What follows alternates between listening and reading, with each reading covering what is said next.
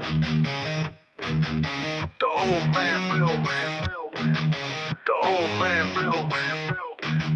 The old man built. The old man builds. The old man builds is broken in the head. People not seeing reality has put him in the red. Where conscious and spirituality been stricken from the norm and replaced with the ignorance of basic magnetic form. The geometry of God keeps running through his head. That's what makes old man builds broken in the head. The old man builds. The old man builds. Spheres of destiny are spinning in his mind, making him travel back and forth in time, battling the establishment for just a little recognition. Has him forcing the world to understand his premonition. That world will have all the technology in the end, even if it means his life will fail to extend. The old man builds. The old man builds. The old man builds. The old man builds. Hello everybody and welcome. My name is Nathan, otherwise known as Old Man Builds. What's up, guys? Hey, we're running towards Tesla Tech now, buddy. We're getting there. I just want to let you guys know this right here goes to the Tesla Tech website. It's up in the top of the chat here. And anything you guys want to know about news and events, Wednesday the 12th of next month, I will be presenting. I believe it's in the late afternoon. And it's going to be a blast, man. I've been putting together this cool presentation, man. It goes over everything, where we started from, where we got to, and everything on the Gravity Flyer project, and how we got it to lose weight. Inertial mass reduction is what I'm there for. I also put in there the RAV and things like that, and how we started to understand the technology differently and how everything is supposed to be. And also I put in there an understanding of exactly how we get to E equals MC squared, and how that's possibly working, and then how we reform the atom in order to make it a complete system. Guys, dude, I'm all excited, okay?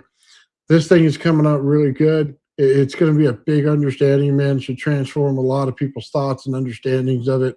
I put out a video today talking about energy from the pyramid, and basically, dude, you don't really need to convert anything. It's a different technology. You know, that's not like they have a wall socket over there and, you know, at the Great Pyramid or something, like they're just going to plug it into the wall. They didn't have that tech, man. It wasn't about that. Had to do with solar cycles and then, you know, the energy from the moon, stuff like that. How you put in energy itself into different things based on ions, and then how it grows plants and everything else.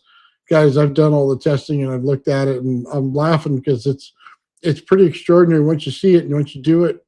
You know, all of us out here have seen me do it. You put it in the water, it moves. Anything that has water content in it, doesn't matter what it is, grape, burrito. It could be the vine from a house plant. It all doesn't matter, dude. Ions work differently. They travel through it, no problem. So it all works on cold energy, which is that. So, man, what's up, guys? This is so cool, man. All hanging out, man. Yeah, Joe can't be with us today. He's got some stuff to do at the house, and right on, brother. Wish him well, and hopefully he gets everything done there. Yeah. Oh, you don't have to, but when you can. I don't know what that's about. Re-educate the science community? Yeah, a little bit. Well, if you don't know the other side of energy, man, how can you do it? Which makes me laugh in itself. Just think about this. They tell you E equals MC squared, right? So C is speed of light squared. Where do they get that calculation?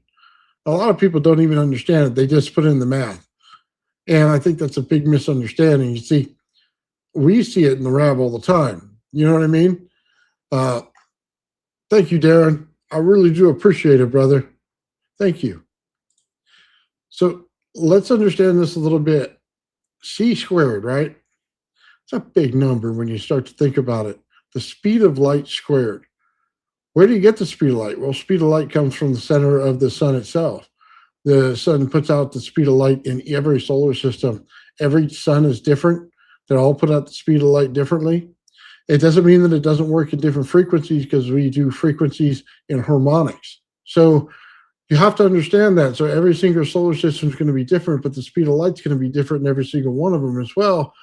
But we look at the speed of light squared. Why does that work? Because when you basically create ions in the center of something that actually pull together because they're diamagnetic, you get a electromagnetic on the outside of it, right?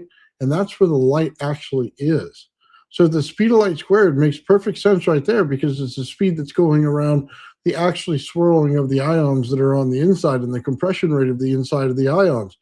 So while you get that speed of light squared on the outside, on the inside, you're going to get a much higher number, because you're looking at the Casimir effect, but not just the Casimir effect. You're looking at Planck's distance.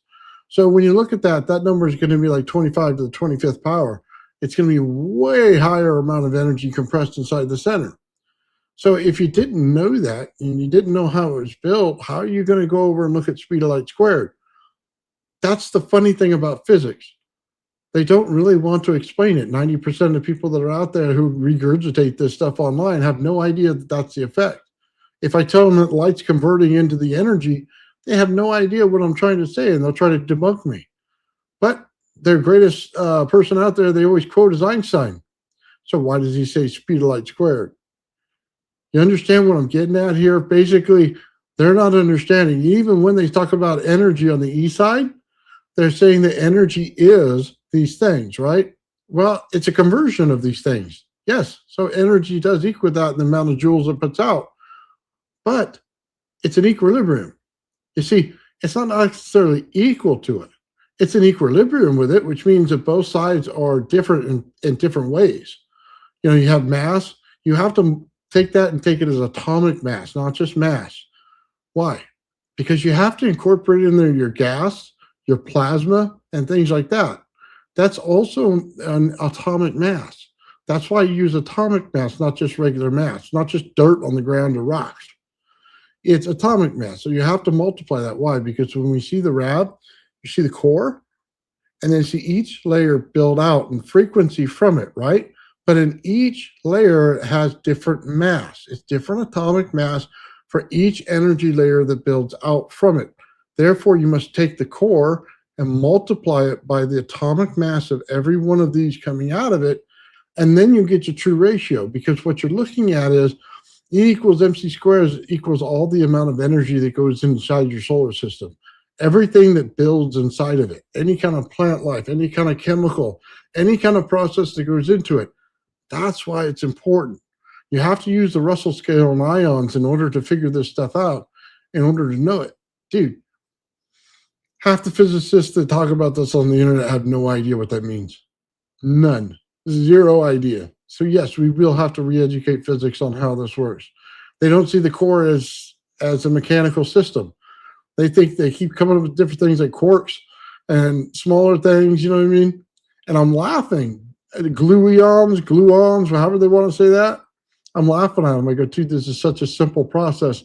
It's mechanical in nature.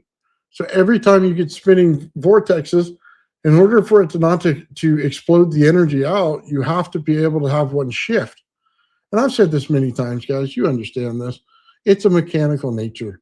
It's not probability at all. It's a mathematical fact. Once you reach this level, it'll spin something different. It happens in every one of our experiments. We see it as just weird anomalies, but it's not. It's a mathematical formula. This whole thing is. So yeah, when we go to Tesla Tech, man, boom, we're just going to explode this. I mean, put it out there. And I think there's going to be a lot of people that hate on it, and it's because they don't know any better. They keep seeing things the same way, same mathematical formulas. Man, we are literally going to do this. The ether's not that hard, man. It's basically how much energy is compressed inside of a 360-degree sphere. I mean, realistically, that's all it is. That's simple. If they don't understand that that's going on, they should retire. Because what are we doing here? I mean, just think about it. Energy's everywhere. It's 100 volts per meter. They say we have energy at 100 volts per meter, but then they say we don't understand what the ether is. The ether is the 100 volts per meter. It is the ability for it to have energy inside of it. That's why I laugh when they go, it's not electrical theory. Well, yeah, it is. I mean, energy of the environment always converts over to electricity if you let it. That's the thing. It's all intertwined.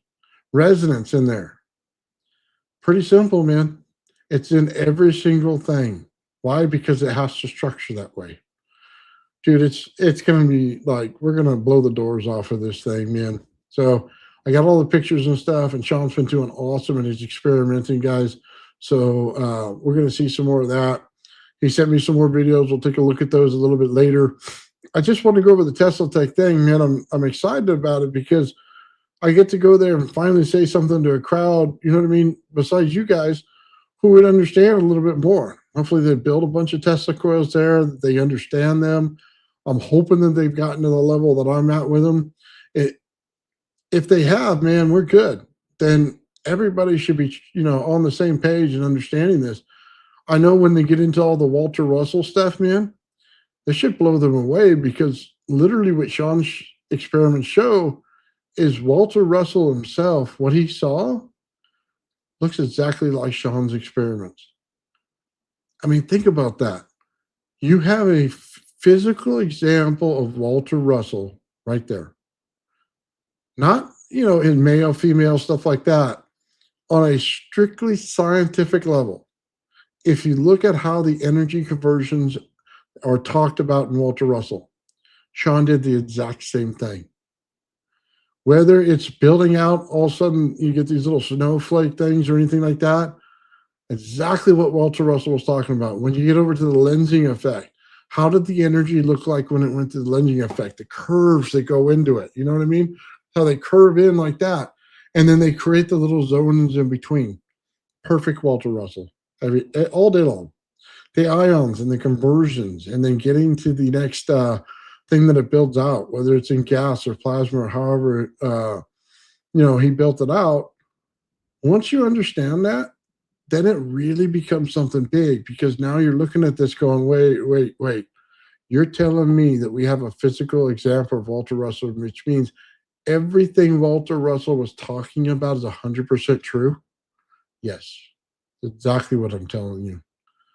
For all the people out there trying to debunk it, I'm sorry, guys. When the experiment tells you it works, I don't care what math you bring to the table. The experiment is a trump card. You just throw it on the desk. That's it. You're done. Because once the experiment tells you what it is, you have to change the rules. That's the thing, man. It's right on. It's everything you wanted to see. That's why, in this group here, we all get together, a bunch of builders, and we like to build things out, man, and see how they work and prove everything. Well, that's why we do it. Because we want to see everything and how it works, not pontificate on what the math says, because the math can say anything. You put in the wrong value over here, you get the wrong answer over here. If you don't know that there's ions in it, you're going to be calling them electrons all day. And then you're not going to understand how it works. You're going to say electron this, electron that. And I've seen it a million times, man. Everybody's out there, they spew electrons out of their mouth like they're garbage. And they're not understanding that inside of it's the ions, and they cannot exist an electron without ions at the core. Pretty simple understanding. The heat's got to come from somewhere, doesn't it? You got to understand space is cold, but space is full of energy. That's what people don't understand. It's, it should not be controversial at all. Once you understand that cold energy is ions, it's game over. A lot of people don't want to admit that, but when you're working with it in the lab, you can see everything. You have to pull them through the entire structure with heat. And as soon as you do that, you realize how cold they are. You realize why the meg freezes over in order to create extra energy. You understand why when you put a Rodin coil there and you hook it up to your Tesla coil and you start to get this energy to flow and you get entropy in your system, the center of it starts to freeze. You're going to start to understand this. You're going to start to understand the only way to get yourself to a higher energy state and make any kind of over unity, you have to have things cold because heat is your enemy. We should all know this by now. In every single system we build, as soon as you have heat, you have energy loss, massive amounts of it. I don't think that they understand that correctly. Yet they go around and they take a magnet and they put it in a freezing condition, right? That's what cracks me up. They could see it. They don't understand it. They take a magnet They put in this liquid. The liquid freezes it, right? And then they put it above another magnet, and they say, we have superconductivity in this, right? Well, what was the hard part about it? It's cold. All you had to do is take a ring and put ions in the center of it, and you got the same effect. Why? Because energy without loss is superconductivity. So ions at the core of something that are cold create superconductivity. The magnet itself is just energy loss over time. That's it. There's still a moving component to it. It's energy loss over time. It just degrades over time. That's it. It's put in there. It's held as best as it can, but it'll lose over time. We see the same thing in electric. They'll do the same thing. You put energy in there, they have loss over time. And it has to do with flow, because you can't flow back around to itself. All of it disperses out to the environment. That's part of the problem with an electric. And I tried to tell everybody this before. You have to connect the bottom to the top in order to create the flow. And once you do that, then it starts to work fine, and you'll be able to continuously keep the energy in there. You have to have a magnetic component in order to get the way you want it, or a way to get to the magnetic component.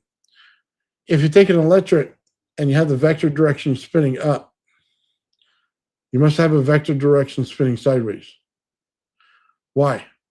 It goes back to Floyd Sweet and his way of understanding things. If energy flows in this direction and then any flows in this direction, you're going to get a high amount of energy when it crosses. Right here. As soon as it crosses, you're going to create a different effect. The energy now has to combine at its boundary layer. And at its boundary layer, you're going to get heat on each side of it. So you're creating a diamagnetic component, and you need a ferromagnetic component in there, which is the heat, in order for them both to work. You have to have counter directions. That's the same thing as an atom. It's no different than that. It has locking layers that go in different directions in order to lock the energy in there on the boundary layer. You're going to have to figure that out in order to do this. That's your magnetic component. Yeah. It's a little different for everything, man. And it's why you can sit here and predict everything as soon as you figured out how this stuff works. A lot of people think that it's all RF. I'm going to tell you something right now. That's a load of crap. RF is a hot energy. This stuff is ions. It's cold. They're totally different things. You know what I mean? High RF may give you the same feel of it. It's like running the outside of your Tesla coil versus running a rod down the center of it. Completely different things. One's a Tesla hairpin circuit. The other one's RF.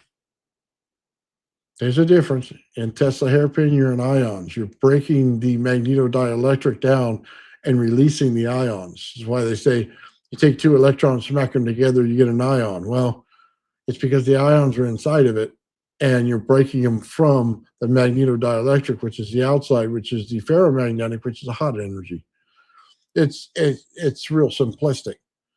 You want the ion state. As soon as you get to RF, you're in the hot state. You just take a hot dog, put it next to a radio frequency tower, and what do you get? You get the hot dog to burn. That's not what we want. We want that hot dog to sit there and chill, dude. You can put the energy through it all day, and it sits there and just laughs and giggles. Goes, I'm a hot dog. You know what I mean? And that's it. You don't want that energy to burn it. You want the energy to flow right through the water source in it. That's a misunderstanding right there. They think everything's RF. It's not. It's ions. It breaks because the level of heat in it doesn't allow it to go past a certain level. Now, you could take that Tesla hairpin and convert it again, but you have to be able to add enough heat to it, enough energy input to do it. It's a low energy source. It has more to do with energy coupling than it has to do with how much energy poured into this thing. I think that's where people get really confused. They say, well, how does it convert? Well, you put enough heat into anything, it'll convert the energy. We think it's so hard of a process to do, but it's really that simple. It really is. Yeah, I think a lot of people overthink things. Like, for instance, if they look at cold energy experiments, how do you convert them over? Have you ever looked into barium titanate?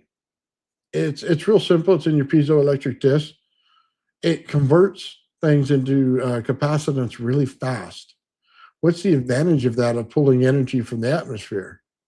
Well, instead of a regular capacitor that takes forever to fill, there's things filled immediately, and then it puts it out. So what are you immediately doing? You're putting a duty cycle into something quick. On, off, on, off, on, off, your PWM real fast, okay? Because it allows it to fill fast, drain fast, fill fast, drain fast. Normal capacitance takes forever to fill. You're sitting here waiting. Now I got a little bit of usable energy, boom, right? But that's not the way barium titanate works. It boom, fills up, boom, gets rid of it, boom, boom. So why is that good? Well, because when you're dealing with energy, you want to get as much of it converted as fast as you possibly can. Once you do that, you're good to go. You don't want a regular capacitor for it. You want to use the chemical understanding of every single element that goes into this thing in order to convert it correctly. A lot of people just think of parts apart. So sad. So sad. And talking to a lot of people, they always talk about cold energy, and they say, okay, how do we get that green state? The green state only comes when the energy is dark. Let me qualify that for you a little bit in Sean's experiment. He puts a little tube there, and that acts as a compression valve, right? He puts the energy through it, and he puts water on it. You'll see in there where every bit of it's hot energy because it'll have color to it. The part that's structured and dark, that's the one you got to look for. Every time that shows up, green is the color that comes next to it. Just understand that. That green color, the one that's more specifically oriented towards cold energy. Why? Because the dark is energy as well. This is what people in physics don't understand. That dark part is energy. It's structured as energy.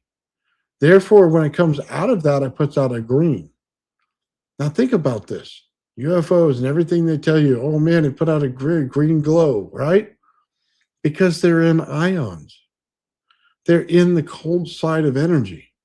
It's not putting out a lot of heat. Therefore, the actual light that you see is not there. It's in an ultraviolet. It's the part you can't see. It holds more energy in it. Think about that. You immediately know that UFOs are in cold energy as soon as you look at them. Because as soon as you see the green, it's the identifying marker because it's a very specific green. It all comes from the cold side. It's structured in there. It's the same reason space has energy everywhere. It's all in there. I mean, think about it. You have a big bubble around space. Did you think it just got there on accident? I mean, if you realistically stop and think about it, you go, well, if I put any energy into something that's circular, energy has to be the whole way until it gets to the boundary layer, right? Where's the boundary layer? Solar system. Higher solar systems run by the sun. There must be energy from the sun all the way out to the boundary layer, or else the boundary layer would be much closer. Do you get what I'm trying to say here? This is the energy they don't account for.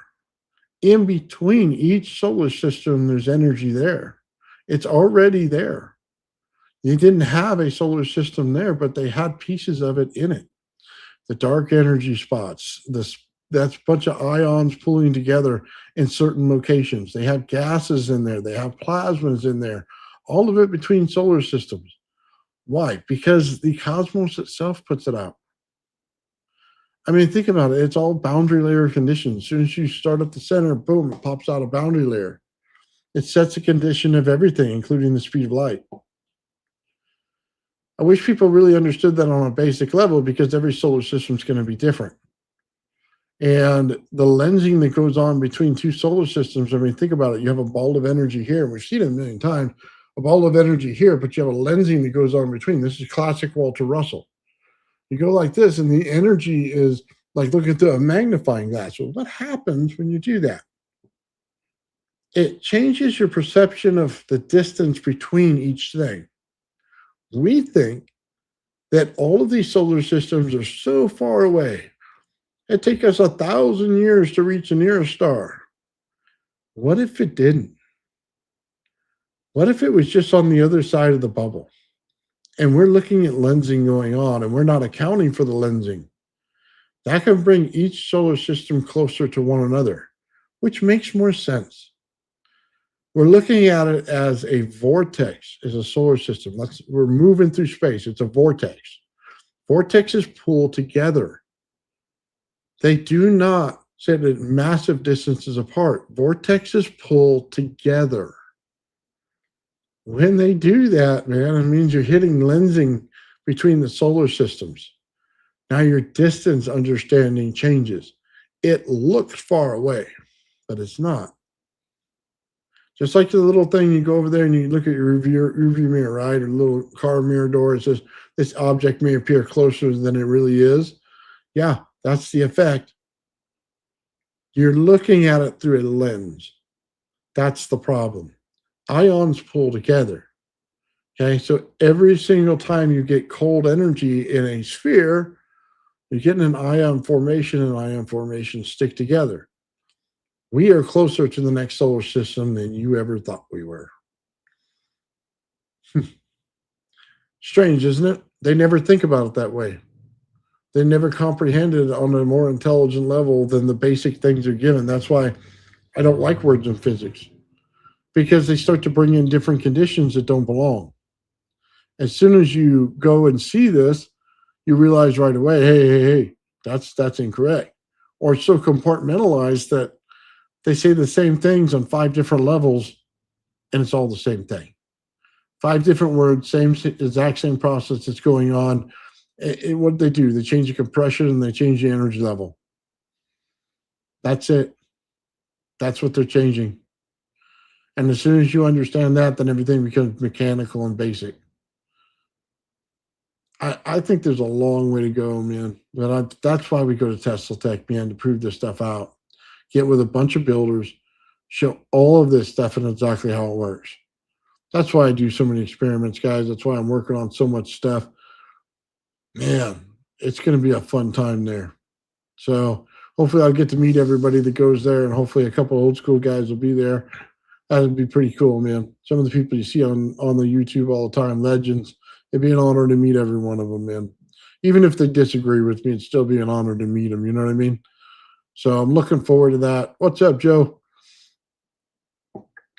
Man, that's going to be awesome. And then on top of that, man, I've been building like crazy. So for those of you guys who've been following my channel and stuff, I've been having some health problems, and I had very high uric acid levels, stuff like that. I got it fixed. So I got it back under control, and I've been building for the last 2 weeks straight. I've been off on doing Arduino stuff for our Gravity Flyer project, man. I got almost everything built for Sean and I. And I'm going to put out a 3rd set here pretty quick with that as well.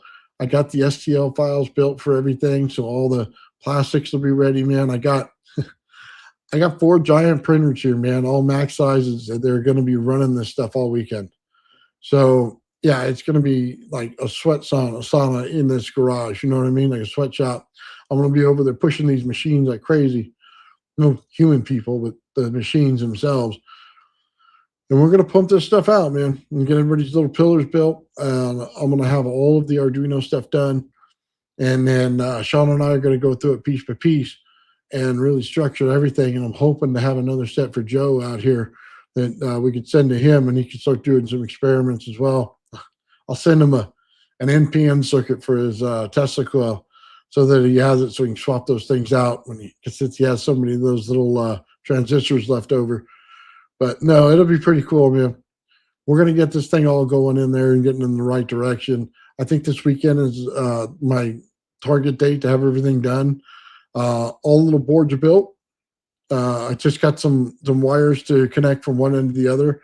Just so you know what happened, we got the pillars in, and I put the pillars next to everything, and not all the sensors are set in the right spot. Some of them have to be around the magnet. Some of them have to be around the actual gravity flyer itself. Some have to be at a distance because they're calculating different things.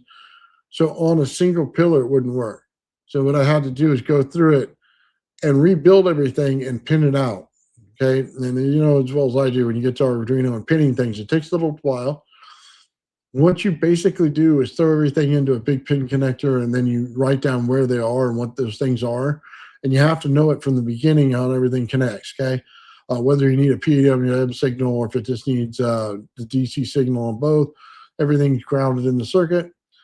And then you have basically a wire that goes in for data. And that's basically it. But where everything goes, it has to be very specific in everything that we do. So I went ahead and did all that, did all the reverse engineering on all that, which is what I do. And then I went back and created the STL files. I created the little boards, the plugins, and everything like that. Now, the good news is in doing that, we could just send it to PCBWay and then get some built so that not everybody has to go through the hassle of what I do.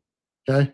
That's the cool thing. So that's going to be built here real soon. Should have it out by the end of the weekend. Sean and I should be testing here by at least Wednesday. I'll be have everything sent back to him for his stuff, because he's everything right there on my bench right there.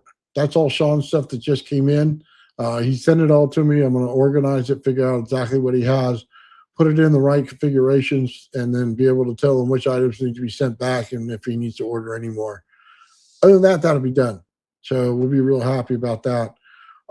I built a bunch more Tesla coil stuff for what's going on over at Tesla Tech when we get there.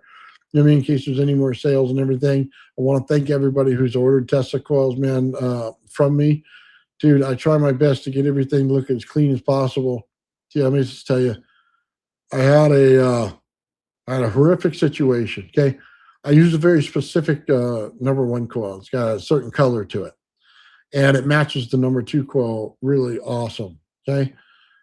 And I went to go reorder at Amazon, and they're out of stock, and they've been out of stock for like a month and a half. Really pissing me off. So I ordered something from eBay.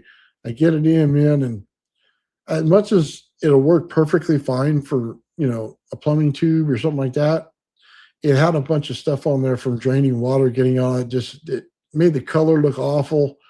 And there ain't no way I'm going to put that on to sell that to somebody. Not a chance in hell. So what I did is I got another one in, and it was the wrong color, which it's actually perfectly fine. It's, you know, the normal copper color. So I went ahead and I looked over and I found another company to get my number 2 coil in that color. So I got a lighter color for that. Now here's the thing. I'm going to be spinning coils for about 2 days in order to fix this problem. And this is why it irritates me. I have 7 coils sitting in my cabinet right next to me that are ready to go. They're just waiting for the number 1 coil. Absolutely useless to me right now. I have to rebuild the number 1 and number 2 coil for all new coils that come in right now, and then switch all of my pictures on my shops in order to fix this. Oh, super irritating. Just beyond the level of irritation you want to deal with. But I went ahead and did that. I remade my NPN and PNP circuits, and what it did was having a problem with the 47K ohm resistor popping out, and everywhere I hooked it, it came out with a problem. It would break things. It would, you know, come out wrong. So what I did was essentially in the center, and maybe I could show a picture of this, man. In the center of everything, I just fixed it. I didn't like the way it was. Let's see. I should have a picture here. Yeah, there we go. Did not like the way it was, so I changed it. As you can see here, now the resistor sits in the center. I put a locking piece on the top, so now it locks in the wires where it's supposed to go. Basically pinching them in place, not with a heavy pinch or anything like that, but just enough to snugs it. And then that eliminated the problem right there. It now sits in there, no problem. You can see the connector up there on the top. I'm working in one of those. It's not in the next version that I put out, but it'll be in the version after that. Joe wanted a quick connect, so basically he could take the transistor with it plugged into the wires on the left, and then it just plugs into the wires and goes straight out to the rest of the circuit. So if something blows up, or you know what I mean, you get crazy with the Tesla coil, you swap them in and out. And I have to do some testing on it. That's why it didn't go in this version. But as you can see, man, it makes it a heck of a lot easier to figure this stuff out. So I had to do all that. I didn't really have a choice. I changed the front, made that a little bit smaller. You can see the two pieces in there, man, that that it hooks into now. That right there, basically just the resistor in the center. And you can see on the back side, I had to clean that up a little bit with sanding it once you saw that picture. But you can see the little grooves that are in the sides there. And then the center has a groove all the way down for the wire there. And it basically made it very easy to work on, just like that. So, yeah, I had to do all that work. I had to get into CAD and figure that out and straighten that stuff out. I did all that. That's all done. I'll have a bunch of Tesla coils built. Geometry coils. For those of you who ever wanted to own that Utron coil that I built, I have several of those. As soon as the wire gets in, I ordered 28 gauge wire for that. I'll be putting those on my shop as well. So give me 1 second and I'll show you something else that I have on there just so you guys can see it. So give me just 1 second.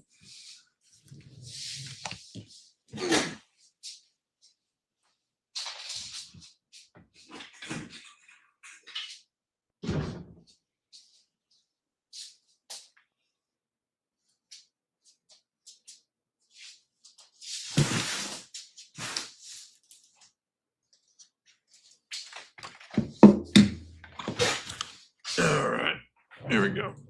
Sorry about that. This is the Utron coil right here. This is the one I'm going to be putting up here on the shop here pretty soon. And then check this out, man. For those of you who are into the Bedini, I made a couple of these. Basically what it is the 8-wire setup. It's got 7 wires in it at 24 gauge, I believe it is, and 1 at 26, which is a trigger wire. And it's 280 feet, all spun, ready to go. I have a couple of these up on my Esty thing, man. If you guys are interested in that, hit me up, man. And I got one on there for pickup coil, stuff like that. Dude, I'm just trying to get ahead of things now because I finally got things worked out where I can get out, get around now. I can work on stuff, man. Right on, brother. You ordered a package. Right on, man. Dude, I love it when you guys order this stuff because you're able to do the experiments that I do. Just so you guys know, if I send out a coil, I send it out with a little tip on it. If you want to do 1-wire energy experiments and you want to put the rod down the center or something like that, just let me know when you order. Just put in a quick note. Doesn't cost you anything else. I'll put an extra cap in there for you. And then you can put the rod down the center and try out all the water experiments you wanted to. Just have to let me know when you order it. I should probably put that on. As a matter of fact, I'll change that when I'm done here.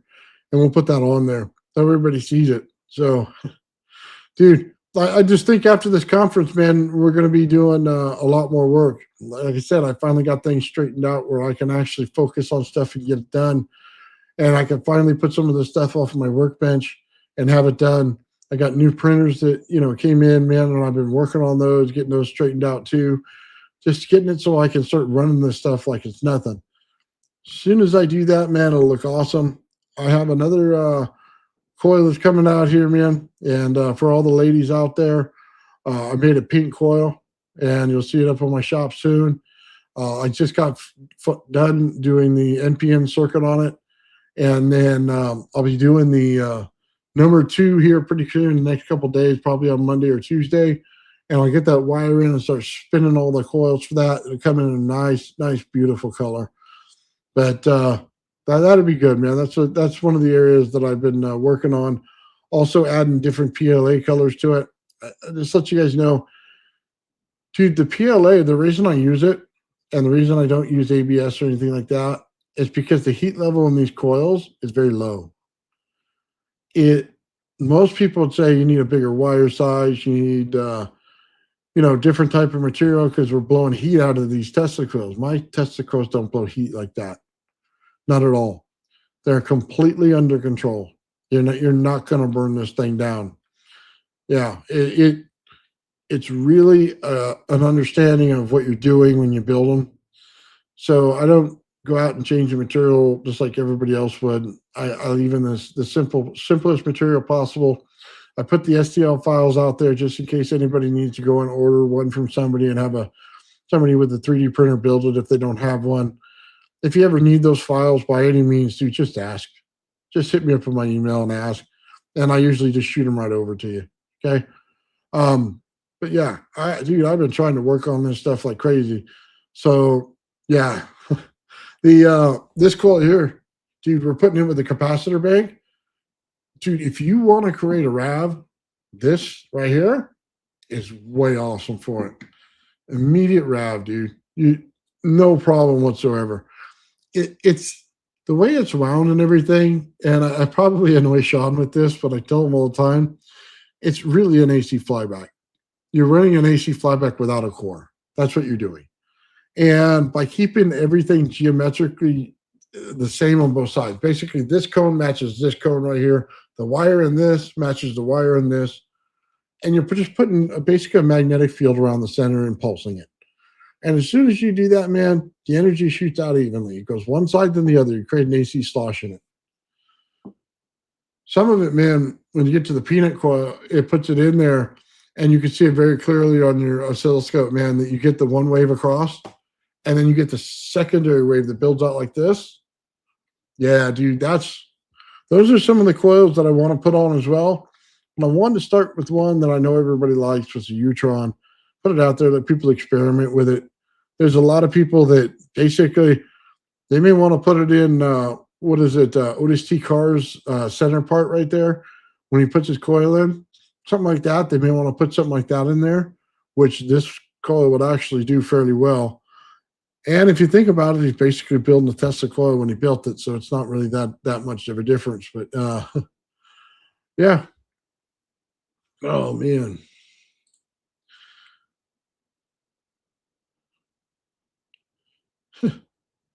I don't know what that's about, but that's cool, man. Dude, I love you people tear things apart and rebuild them. Yeah, deep groove technology. By the way, that's all Sean. I'll say this, guys, just so you guys understand this. We're a team here at Old Man Builds. You know what I mean? Joe, Sean, me, Richard. We all work together on all of this stuff, man. All of this stuff comes from all of that. And, obviously the understanding of this doesn't come out until Sean does it. Okay, there's no question about that, none whatsoever. I don't build this coil unless Sean comes out with that technology first. So I just want you to understand, not taking anything away from anybody. And like I said, he built the geometry coil before I did. He came up with the understanding of it, and he is the original creator. So all props to him, man.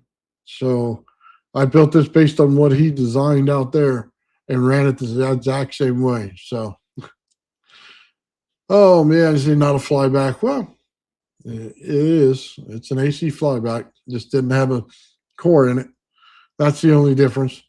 It still pulls the energy back and forth. I mean, you think about it.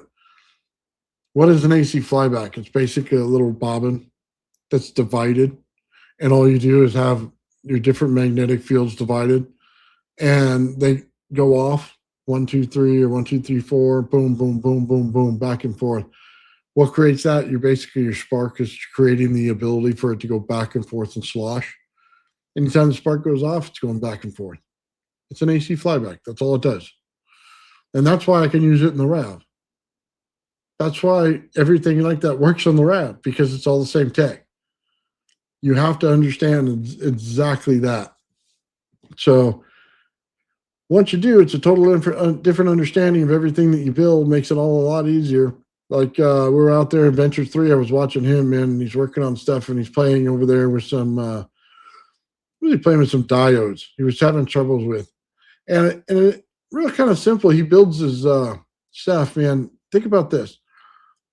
He's basically taking the understanding of radiant energy patent by Tesla. And he runs aluminum. He runs a clear plastic. He runs aluminum again, clear plastic, aluminum. So basically a capacitor, right?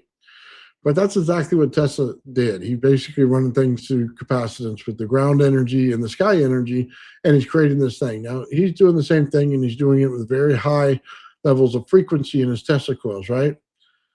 So as he runs them, I just thought to myself, you know what? If you could take that understanding and really think about it for a minute, Russians came out with this, and I don't know if somebody did before that, but I've seen it there first. The rings that go around your Tesla coil. You put a ring around it, stabilizes the frequency. You put another ring around it, put another ring around it. Well, what is it basically signaling that you're doing inside your Tesla coil? Well, you're pulling out the harmonics of your Tesla coil. If you put a ring at each harmonic level of your Tesla coil, it'll pull it out. But then if you change that understanding and you say, well, we want to put the aluminum and the plastic aluminum in that ring that stabilizes it, right? Now what you have is a diode effect. The diode effect is real simple. If it can't build a magnetic field in order to push it back, it's a diode. That's really what diodes are. They're simply, if it cannot create a big enough magnetic field to push it back, it's only going to go in one direction. Therefore, it's a diode. There you go. It solves your problem. Build your own diodes. Just run it right there as a ring around it, just like you would a ring to put it on there. I use the rings as the frequency placeholder. So not as a placeholder, but it's basically leveling out the frequency.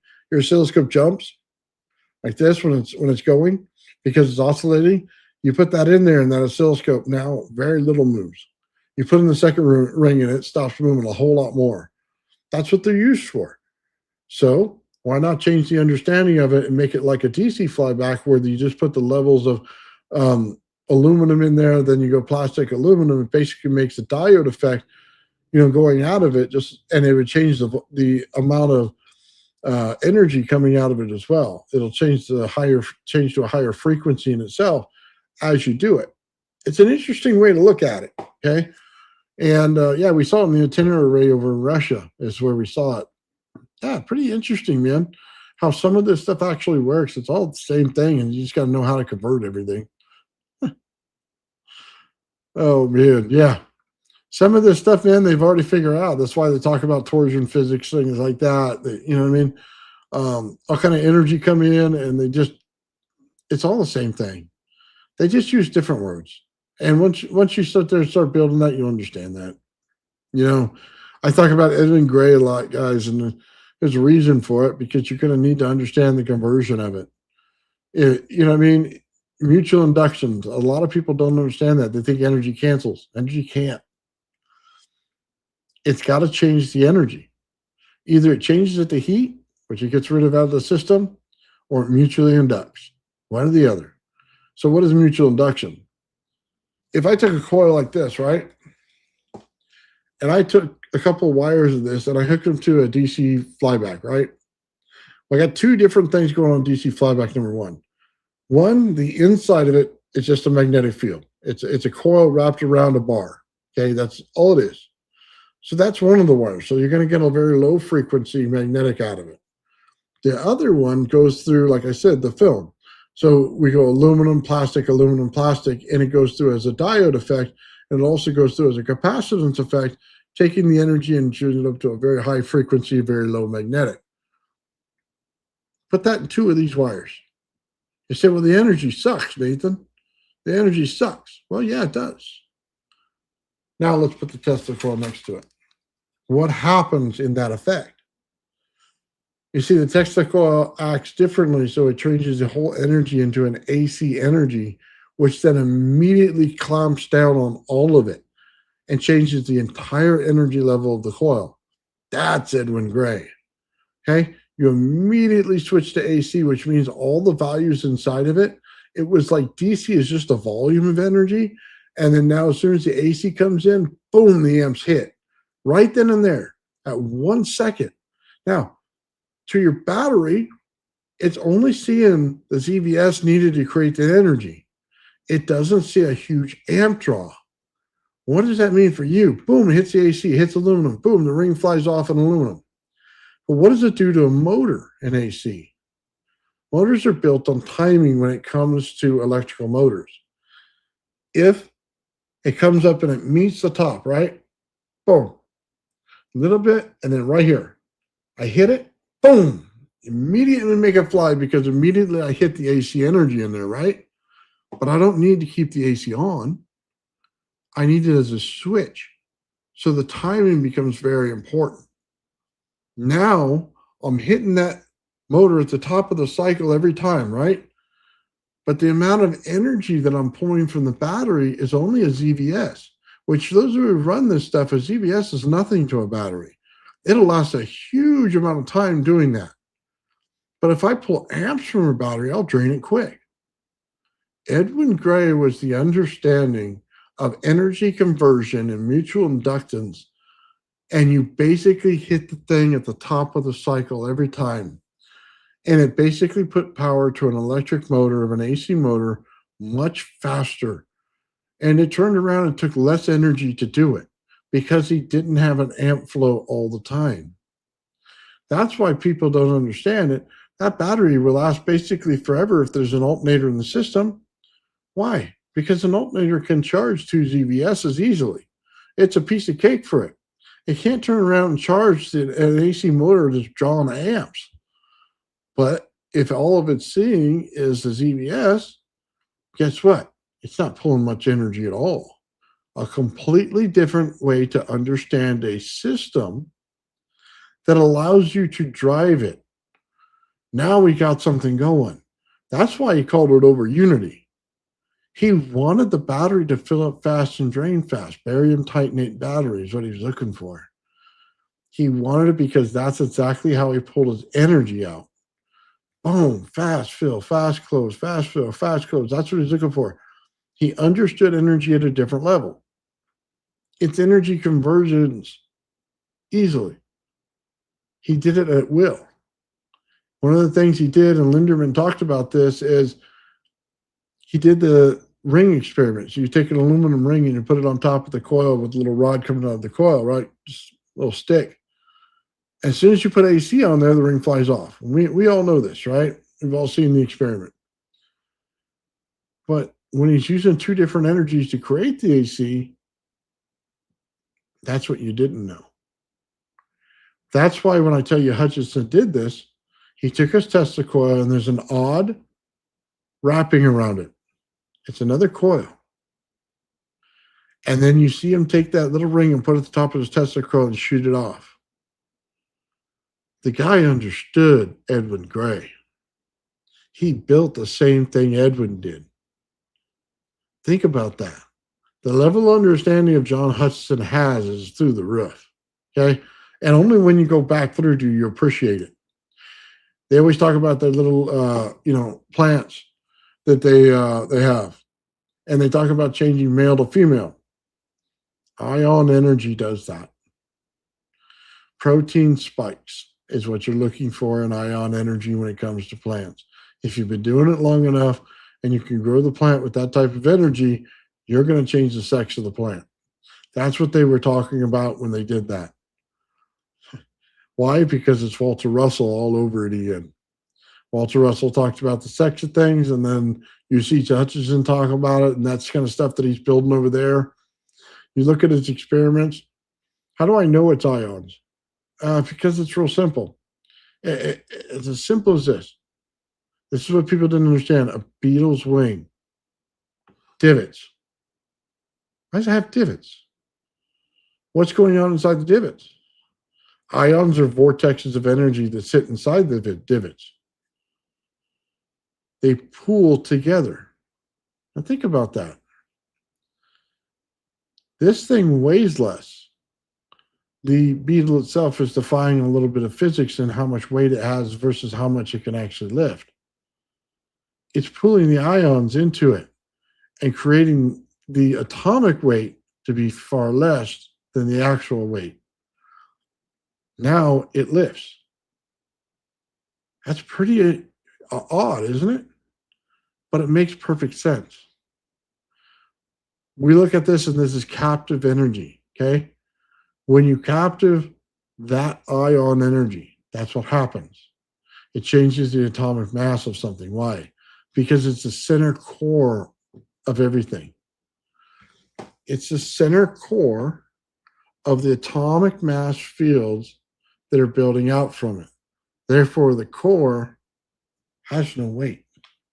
Anytime you add it to something, you're reducing the atomic mass of an object. Now, think about that when it comes to Hutchinson stuff. No matter what he put in the field, it lifted. Why did it lift? You had to change the atomic mass of an object to make it lift. You must put a bunch of ions into it. That's how I know he did it. is that he changed it. It's not electrons, it's ions. They have a fundamental different property to them. And it's easy to spot once you worked with them. That man lifted it on that. He knew, even when he's on the boat and he's creating frequencies, if you see him turn the dial, you got to think about it in the way we build this thing out. Center core frequency, resonance frequency, resonance frequency. Why are they resonance frequency? Because they're matching another frequency and harmonic on the inside. Resonance frequency, all spherical. Okay? All of them coming out of this thing. So when he's changing, he's setting the outside conditions so that the inside can create the vortexes of the ions in there to clean the water. Absolutely fascinating stuff when you get into this stuff. But then again, the monks told you that. You sat there and you had a bowl. If you ever take the bowl and you rotate the bowl and you take some water and you put it on there, it makes a very specific frequency, right? You've all seen that. It's a cool bowl experiment. They did it in big things in multiple different bowls, and you can get different frequencies out of them. Just understand the ions in rotation. So you don't need to spin the bowl. It's already spinning. What'd you have to do? You had to create the resonance frequencies. The horns have to create at the same time. Two guys blowing the same horn here, two guys blowing that, so a different horn here, and then they just build the rings around it. Once you build the infrastructure of the rings around it, the ions in the local area in the center compress. That's it. You've just charged whatever items in the center of the bowl with ions. That's it. That's how the monks thing worked.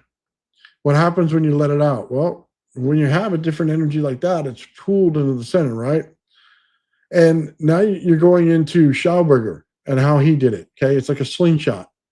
As soon as you let that out and stop all the horns and everything, this thing is shaking like crazy, right? Because it's resonant. It's a ton of energy in it. As soon as you let it go and take off those rings on the outside and take out the compression in it, boom, it shoots off like a rocket. That's how it works. But it's also proven out in labs. You can do this. What's up, Lightspeed? Dude, some of this stuff, man, is pretty well understood if you understand how the harmonics work and stuff like that. That's why, guys, I think this is so cool. We go into Tesla Tech, man, we're showing them this stuff that they only have heard about, right? But now I'm putting structure to it, and I'm challenging them. Basically a challenge. It's like, here, I can do this. Okay, can you do this? Can you repeat what I do? There's a lot of people out there that can. A lot of people, man, it's over their head because they don't deal in the coils. They don't deal how to build things. They just deal with the math. So some of this will go right over their head, dude. They won't even get it. But some of them, man, they're going to understand it. And they're going to go, wow, that's incredible. We didn't know it could do that. It's like right now, if I go take a 1 megahertz coil and I go put a cap bank on it, I can get 5 distinct frequencies out of it. And you say, well, okay, well, that's radio frequency. Yeah, it is. How many times have you ever seen it done where you can switch each one on individually? And then it gives you the different understanding. You start thinking about it. You go, that means that at that frequency, that coil will turn on at that portion of it with another coil.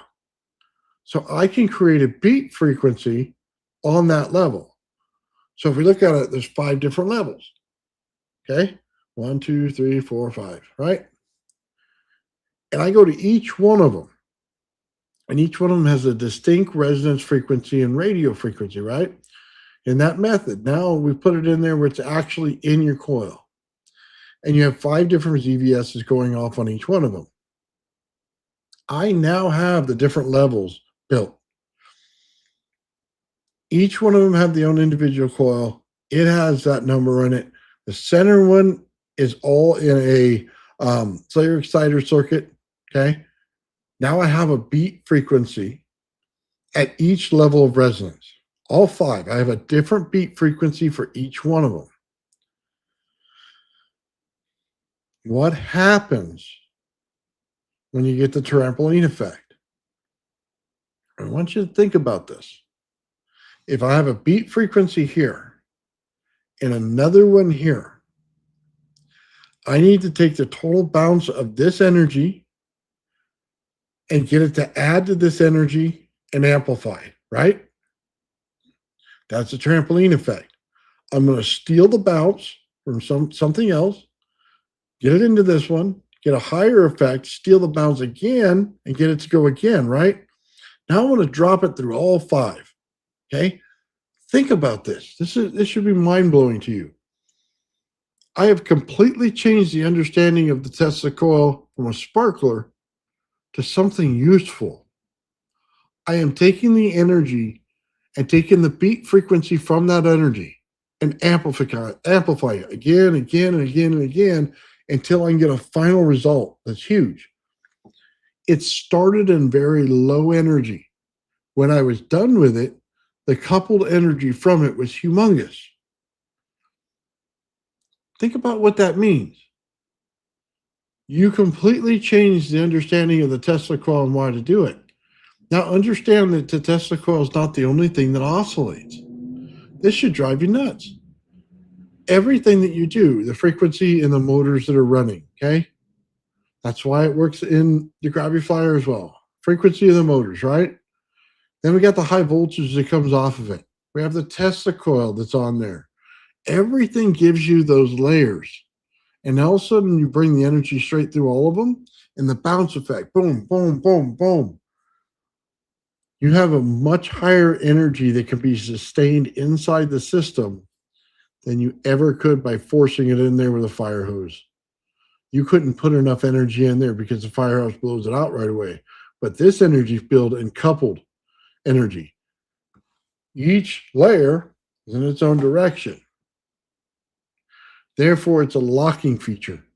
It locks the energy in every single way. You put the diamagnetic on the outside so that it sucks all in. It's crazy.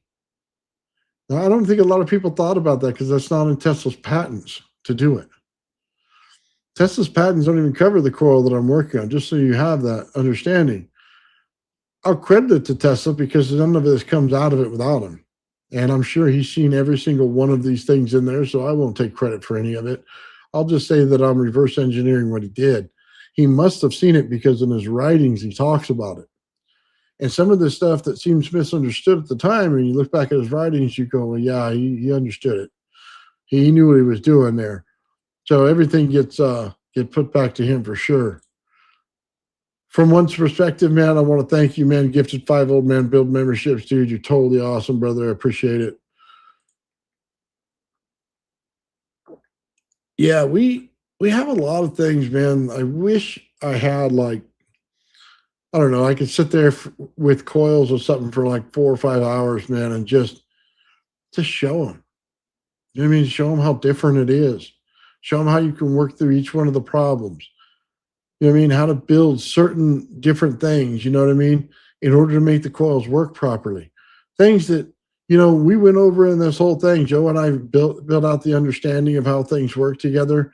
Sean and I built the physical structure of them, you know what I mean? And how everything works, man. I think people really need to understand that. Dude, Richard comes in and buzzes all around us, man, and writes it out in a physics paper, which is absolutely mind-blowing how fast he does it. But dude, we have it all. You know what I mean? We're understanding each thing at each level. And I think some of the stuff that we build will help everybody. And think about it. If I go out there and I put out this experiment, and I'll do it here pretty soon, because I'm getting how many 8 ZVSs in here in the next week. I should be able to pop this sucker off. Dude, I got a huge bag from Mauser. Dude, bags like this, dude. It's full of capacitors. Okay, so these cap banks right here, Ian made us. Oh, sorry. Wow, I hit that hard. Like this, I'm going to be making a bunch of those, dude. Like this size, pretty close to this size. I just won't have the 3.7s and 4.7s right here, but I ordered for all these ones, the 22s, the 10s, and all the 1s. So I'll be putting those up on my Esty as well. But you'll be able to do everything that I'm doing, you know what I mean, as I'm building it. So once I hook those in, man, and have all those ZVSs, I'm going to test them all out, make sure they all work by just putting them on that coil. And I'm going to build the 1 megahertz coil. I have 3 of them right now and build a few more. And basically just turn them on and show you how it works. And because I have the same capacitor bank, I know exactly which switches go to which, right? We're going to level this thing out, man. It'd be a trip to see. So, yeah, dude, now that I've got my energy back, dude, we're rocking and rolling, man. We're going to get through it here. I want to get back to the level where I can start throwing out videos daily on my experiments and stuff again. I just have a backlog of stuff that, you know, I wasn't able to complete, and I am now. So, yeah. Dude, this is going to be like totally wicked once we start doing this, because we're going to take our level of understanding of we didn't know how to use ZVS in a Tesla coil to, oh my God, it does all this. That's going to be good, man. So I'm looking forward to all that stuff, guys. Like I said, if I had more time at Tesla Tech, I know I probably got an hour and a half to give a presentation. It's going to include the RAV in there. So heads up, Sean. It's going to have all that in there, his understanding of it, how it's built, how things are working with everything. That's going to be awesome in itself. We're going to tie it into Walter Russell. We're going to go ahead and show how basically the universe is an unpacking code is what it is. It's basically a zip file with an unpacking code that's completely structured. That all that randomness garbage they talk about, that's all going in the trash, dude. I don't believe in randomness in this stuff. You wouldn't have different solar systems built out the way they do if you didn't have structure. So everything's structured. It's not random at all. The energy in between them is not random. I can tell you that right now. As soon as you create capacitance in the air, you have different pockets of different things that show up in there. I mean, whether it be air molecules clustered together or something like that, you run into it all the time. And it'll drive your system nuts because you start frying, you know, MOSFETs and you didn't realize why. It's because one of those zones is in there. It's kind of something to look forward to. I'm almost done with that mirror. I 3D printed out all the STL files. I simply have to glue them together, and that mirror will be up and ready to go. I have my razor blade ready. I have the pin light ready. I have the camera going. I'll be putting that in there, man. That'll be done here next week as well. All I have to do is, like I said, I just have to glue the stuff together. So that's going to be awesome. So that'll show up here the next week as well.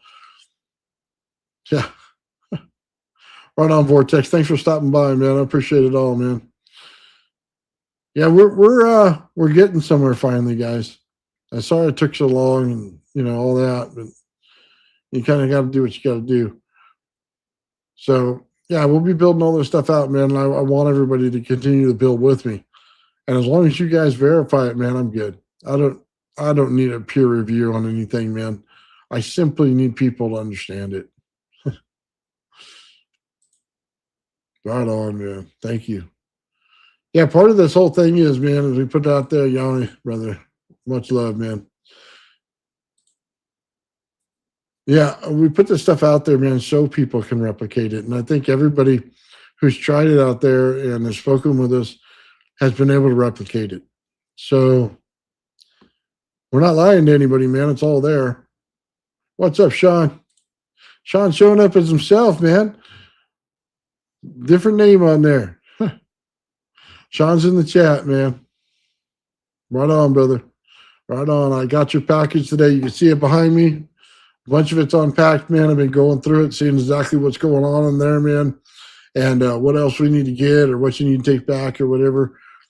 We're going to have this done here real quick, man. Real quick.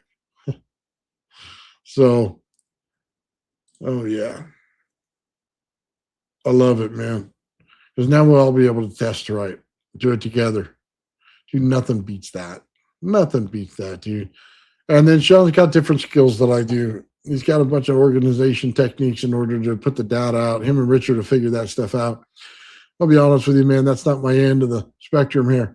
I reverse engineer things and make sure they work. Okay. I don't handle all that other stuff, man. I know when it's way out of my league. Okay. I understand that part of it.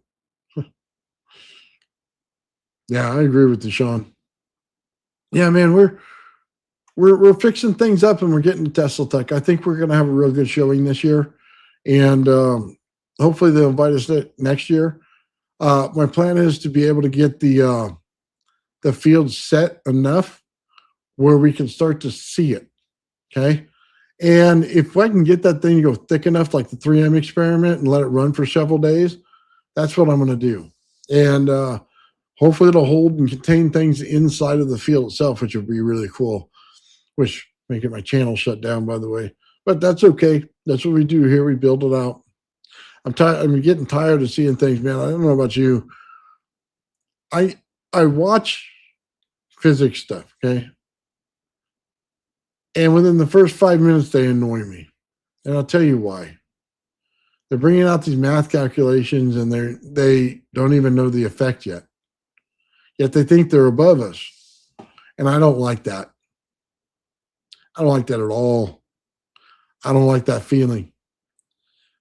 Someone who hasn't picked up a thing to do a single experiment, hasn't been shocked once, haven't put it out and put the skin in the game. They said they're smarter than you. That bothers me a lot. So, not into that, man. Or they just don't understand the tech. It's like, dude, why convert ions if you don't have to?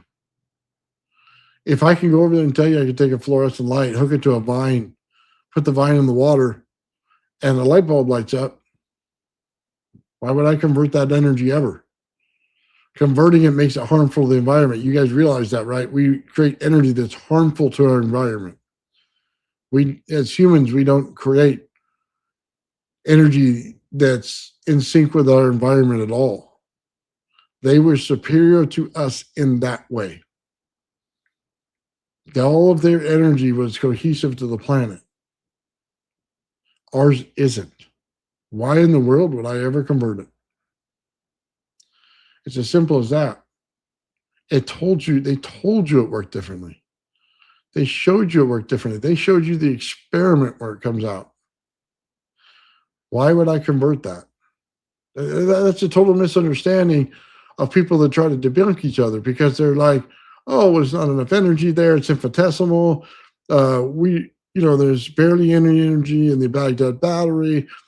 When you pull energy from the ionosphere, it's so weak that you can't do anything with it. It's like, are you serious? Did you even look into it? Or did you just think like you're a pompous ass that knew everything and like, we have this, and this is the energy standard? Well, is it? I mean, really, is it? Because we created it. We created that energy. I mean, you got to understand that we did that. We converted. We found a way to make it stronger and run it. They didn't have that back then. They didn't need it. They literally put the energy directly into the water table, just like the Colorado experiment. They didn't need to convert it. There was no reason to. All the things that they did were low energy. You want to put plating on something? It's low energy. A chemical process, change them into ion, an acid-base relationship. They did not need the fire hose of energy that we need. Why convert? If they wanted to, they could. And there's everything there to do that. But think about it. When I turn on my Tesla coil, if I turn it up at 15 volts on basically the water circuit, what happens, guys? On the hairpin circuit, you start to fry your plants. The plasma channel did this. He worked and put in RF energy when he should have been using ions and fried plants. Yes, they look for that energy, but as soon as you break the barrier of going from ions to RF, you fried the plants. I mean, you got to understand that. It's soaking up what it wants to in the ion layer. It does not want the heat. Heat kills the plant. So think about that when you do it. You want the ions because they're cold. You do not want the heat in the RF. That's what killed his plants. It's fairly simple. It's so funny. They go, there's not enough energy in these things, right? And the Hebrews plasma channel creating these bucket of water and creating this super high voltage. And I'm laughing my butt off, dude, because here he is showing you it's possible. I mean, I've recreated some of his experiments. They work perfect, man. His ion thruster there, it works just like an ion thruster should. I get the same results he did. I think it's a misunderstanding. Had he knew that there was a difference between the ion energy and the RF, then he would have never burned those plants. And they would have been absolutely happy in the field that they were in. And it would have been really what his goal was in the beginning. He's an environmental guy. It would have been perfect for him. He would understand the environment a little better and how to make things work. I mean, think about it. You're taking ions, putting them in the water. What does it do? The effect of the ions in the water, just so you know, it loves sand because sand has a mineral content in it. Okay? Sand amplifies its energy like crazy. Why? It takes all the minerals in the water and it starts working with them. Okay? Just like you get minerals in your body. Okay? They act like vitamins. So they go over and they take all these minerals and they put it into a plant. Now you're giving plant like 2 to 3 times the nutrients it's normally getting. Okay? You don't need to go buy some expensive stuff out there, some Miracle-Gro. You need to understand the ion effect. You put the ions in there, it takes the minerals from all of the surrounding stuff in the mud, everything in the sand. It brings it into the plant and the plant grows faster. That's the ion effect. It's helpful to the planet. The RF effect would kill all the plants. It puts heat in the plant and kills it. So if I go over and tell you I could take a house plant, I take the minds of a house plant. I just take the pot, drop it right into the water. Okay, in a bucket of water. I drop my wire for my ions in there. Okay, and the water circuit there, right? All I have to do is do that. Then the vines of the plant, as they have water in them, will now become conductive. Now think about that. Think about how mind-blowing that is. You're telling me you take vines of a plant instead of a wire and use it. That's exactly what I'm telling you. And I'll tell you exactly how it works too. The water content in the vine itself is why it happens. Because the energy passes through the liquid inside of it. Now, we've done this test and we got out the lab. We put everything in different kind of stuff, some blue gel. It went right through it, no problem. The thing they had the problem with was the mineral oil. We put it through hot dogs and burritos, which is more of a funny thing, but it's like I told you, it's the water content inside those items that's making the energy flow. So when I tell you that it goes into a vine, it shouldn't shock you, but seeing it does. As soon as you see that vine sitting over there, man, and then you could put over to this thing, this light bulb, and you just lighten up the whole way, it changes your understanding of how things work. So I just need people to understand that, man. And if I can get Tesla Tech to understand that, man, it's going to change some whole understanding of things, right? It should really get them on the right path of doing this stuff and putting experiments back into physics, which is why we do this channel. Yeah, it has a high dielectric value. I agree with you there. It does it because of the minerals. All those minerals in there, man. That's what's creating it. So you go, do you use special water when you do these experiments? Heck no, I just take it right out of the hose.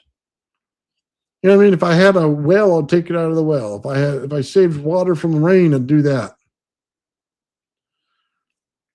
It has to do with the mineral content, not the type of water.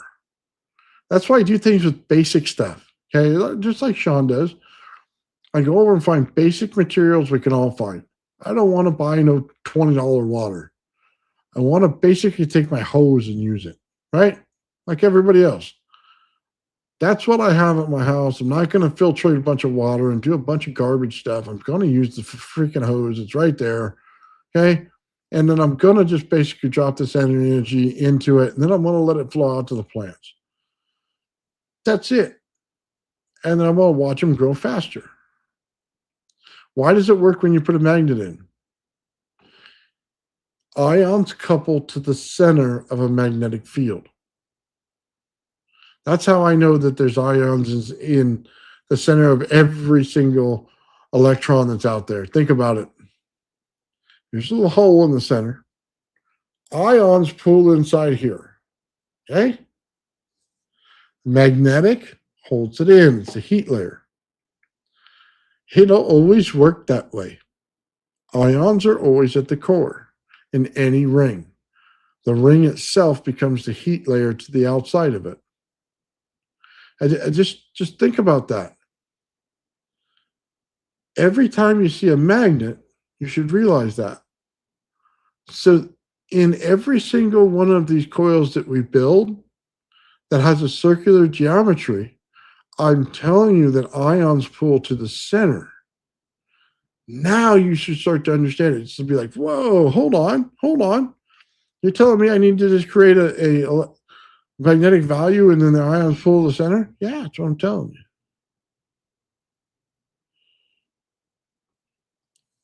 Ions come together and form the magnetodielectric, which is the field that's basically the magnetic field.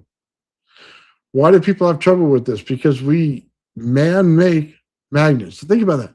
We are manipulating the energy inside of a structure man-made. Not nature, man-made. You're not going up and finding material in nature and finding out that it has these properties. We're putting them in there. We are manipulating the understanding of what that does. When you get to sheath zones, it is not like a magnet. We did not manipulate the sheath zone. Therefore, the energy feels like it has less strength to it. Why the magnet seems like it has more. But this is a misunderstanding. The magnet is in compression. A massive compression to create that. Your sheath layer isn't.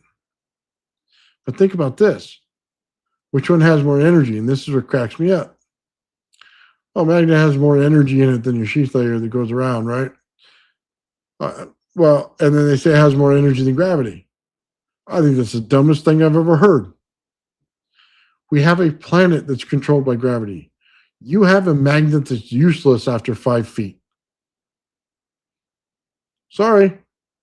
That's what you got. 5 feet out of distance, and that magnet is hopelessly worthless. And I got gravity that's an entire planet. Which one is the higher value? I mean, really, think about it. A magnet is trash compared to the planet.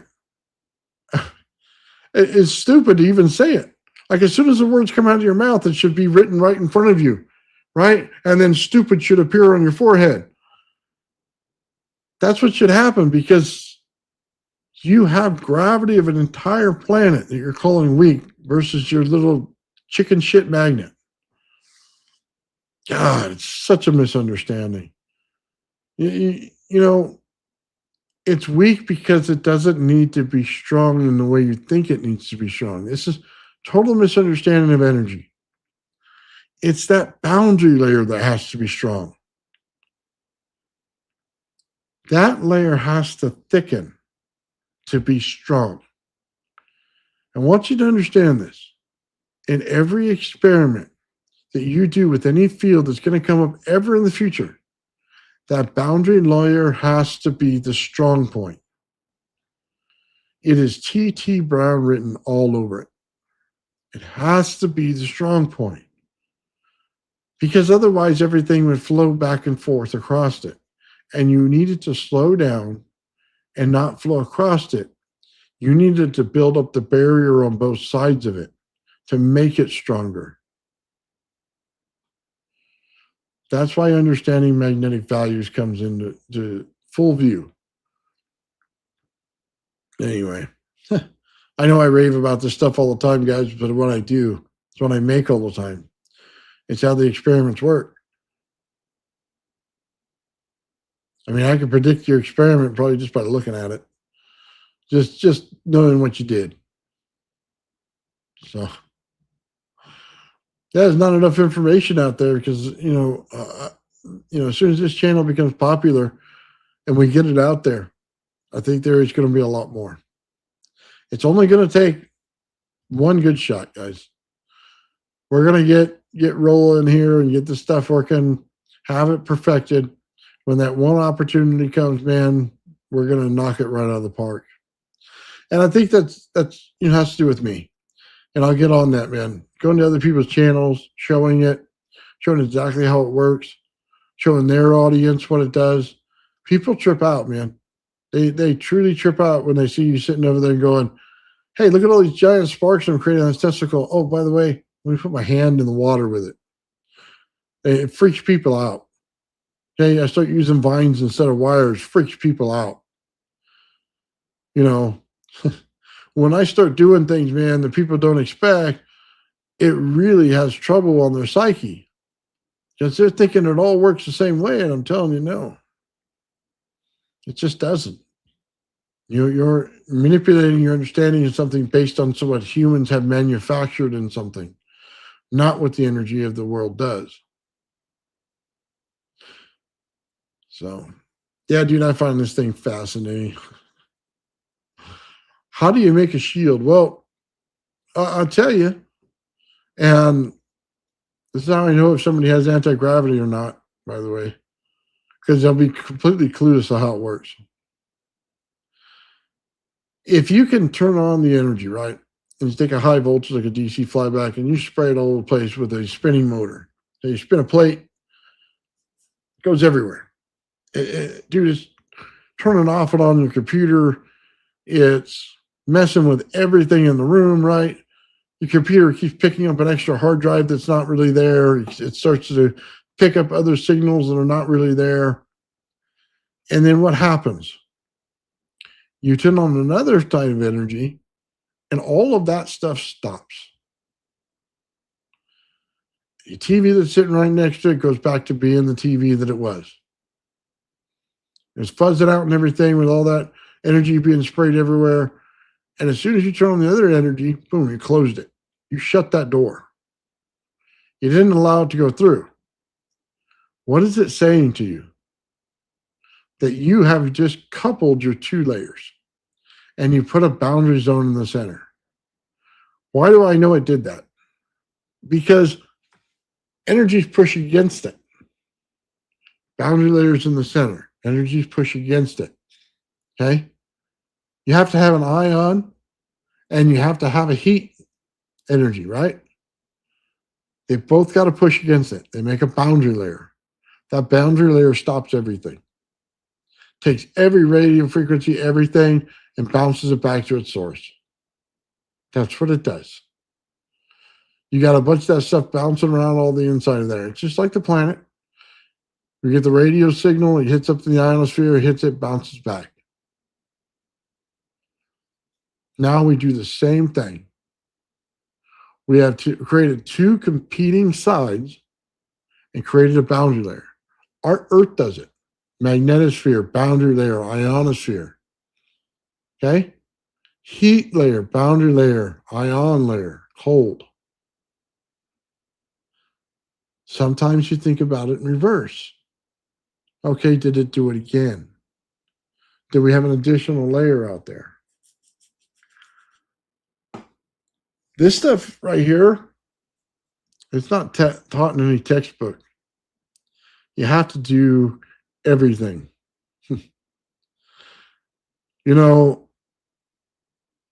I can do all this in the lab right in front of you. One of the harder things is be able to take a box and put on one side ion energy and the other side put in basically a DC flyback energy and create that boundary layer. But that's exactly what I'm trying to do. Ways to show this, man. Ways to understand it. It's like a blurred field. I know that sounds strange, but it's like a blurred field in the environment. But what actually happens when you get to a UFO? It's a blurred field. I'm telling you, they run on a different technology. If I'm in the ancient past, just think about this. And I'm teaching you ion energy for the first time. And I'm telling you exactly how it's working, right? And then you go to create a craft. You're going to do this. You're going to go, I can create this field that goes around this. And I haven't started to do any kind of AC or DC energy, but I can create this field. Man, I could change the atomic mass of this object based on that. Did I ever need to learn how AC and DC work? No, because it's irrelevant. I want you to think about that. If you're creating energy based on a different set of understanding around high coupling versus a fire hose, containing the energy so that it doesn't have loss versus blasting it out everywhere, your understanding of energy is going to be significantly different from what they knew versus what we know. Just understand that. UFOs are built differently because they understand energy at a different level than we do. They learned it different. They did it based on their environment. They didn't do it based on what we built. We get confused in that because we think what we built was how the earth built it, but it's not.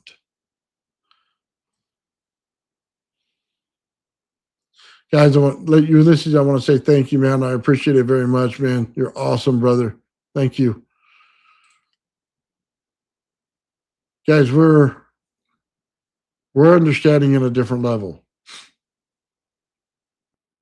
Where most people are converting everything back to the energy that man made. We're not. We're simply saying we're going to take the energy of the environment and find out how it works.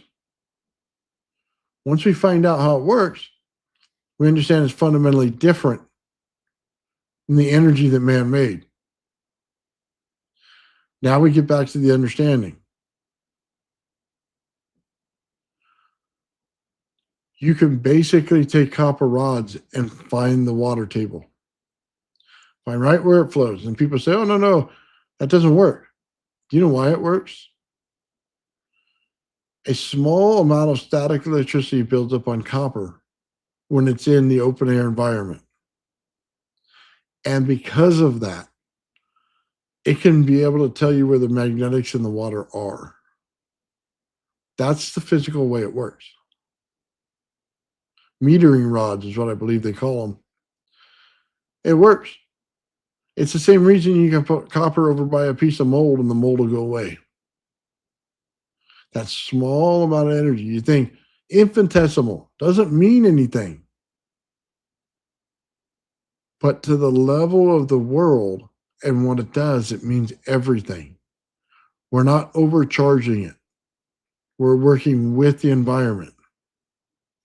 It is literally clearing the mold by having the copper there. You have to understand things at its level. You don't need to understand things as the way we converted them to be. We misunderstand things in this way. We convert energy. Therefore, we think everything should be converted, which is the wrong thinking.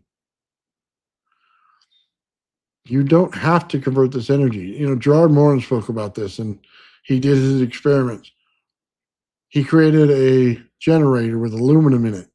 Aluminum has a high ion content, by the way. Aluminum in it, and he basically put the copper on the outside of it, right? And he ran this thing. And you go, man, it doesn't put out much magnetism at all. It's weak. It's a piece of garbage. That's what everybody thought. And he's telling you, no, there's something more here. And then he shows you, here, I'm going to run regular hot energy at 120 volts with a circuit board in here, and we're going to start up the light. Then he does this. He pulls the circuit board out. He turns it on with his generator for a lot less cost, and the light lit up. Now, I want you to understand this. He never needed the circuit board in there in the first place. He was not interested in converting that energy in that experiment to turn on that light. Now, did he ultimately try to convert it back to regular energy? Yes, he did. He didn't use the correct capacitance to do it. He was using regular capacitors. He should have been using barium titanate.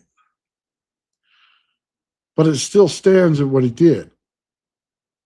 He created a generator that put out a lot of ions in there. It was very cold, looked like a small amount of energy. It sure lit up that light bulb pretty good. And we're working with all these experiments and stuff, man, you start to understand this. That, yeah, he had it right. By the way, guys, I see the chat in there, and I know you guys are in there, and I want to thank you very much, man. And yes, John, it can be converted. That's why I tell you all the time, barium titanate.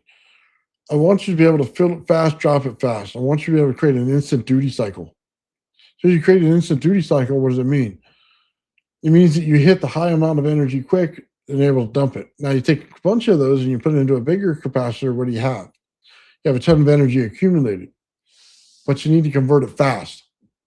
So, yeah. Sorry. Yeah, it's kind of harder, guys, when it's just one guy up here to go back and forth to the chat. I don't have somebody to monitor it for me, that pops up everything on there. I'm sorry for that.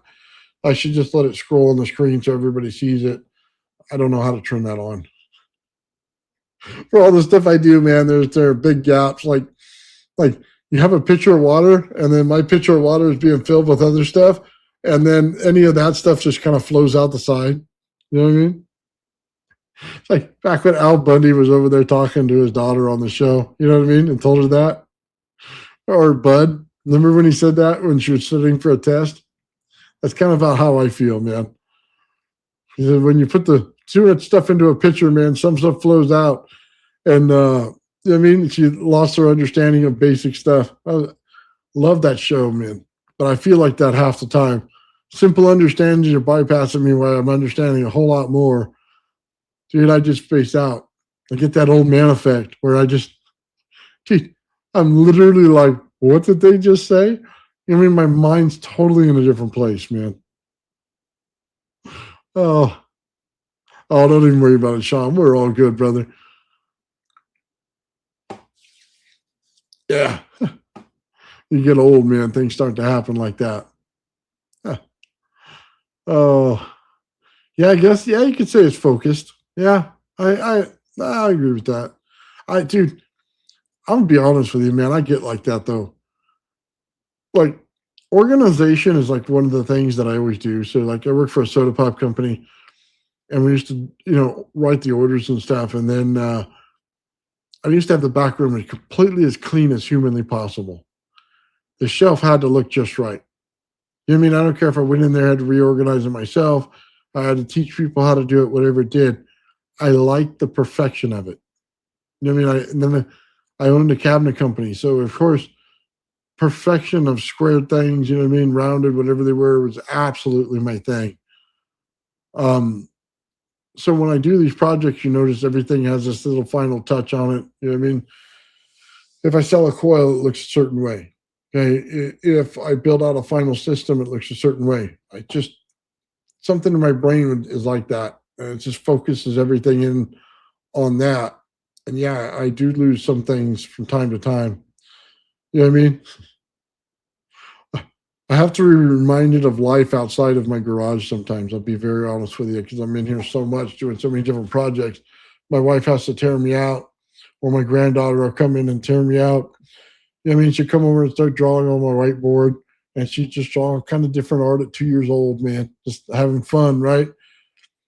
and I get outside and I have to learn, go outside, grandpa, and throw the ball. You know what I mean? Get out of your zone. So yeah, thank you, John. I appreciate that.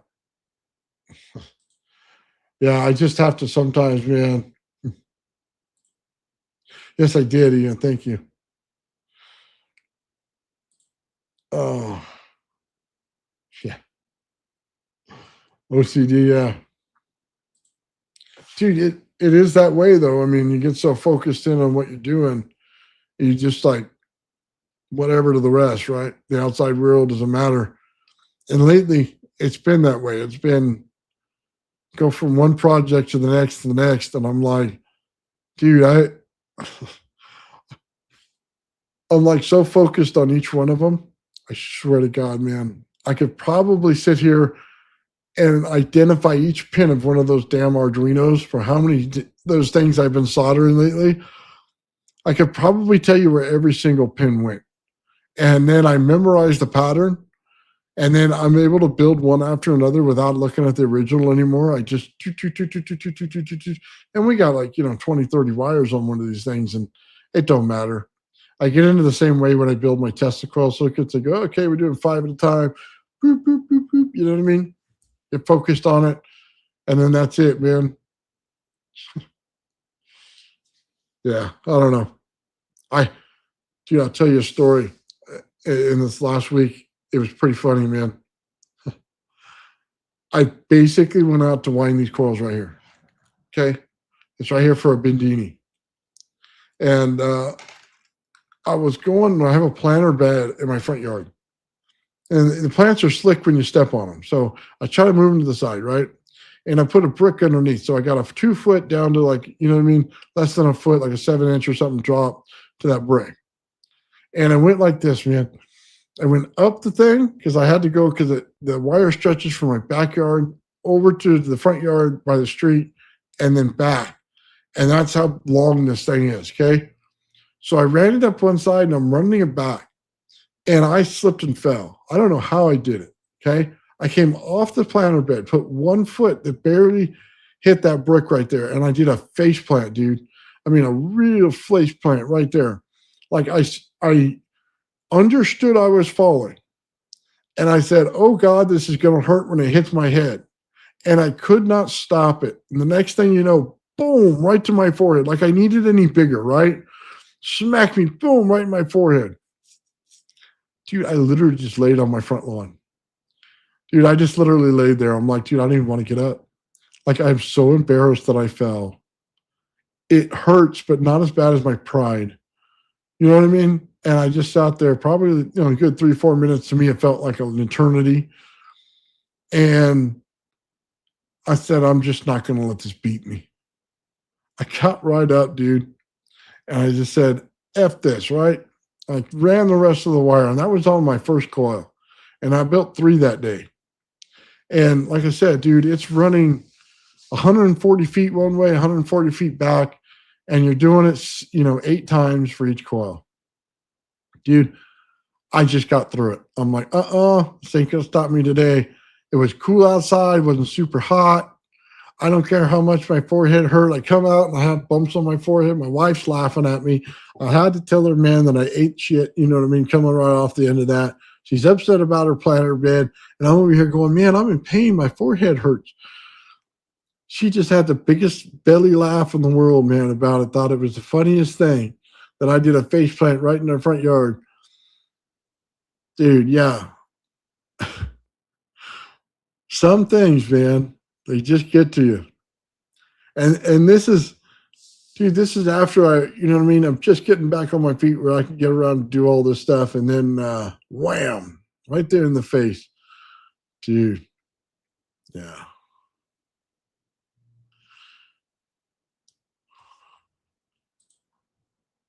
Ooh, that sucks.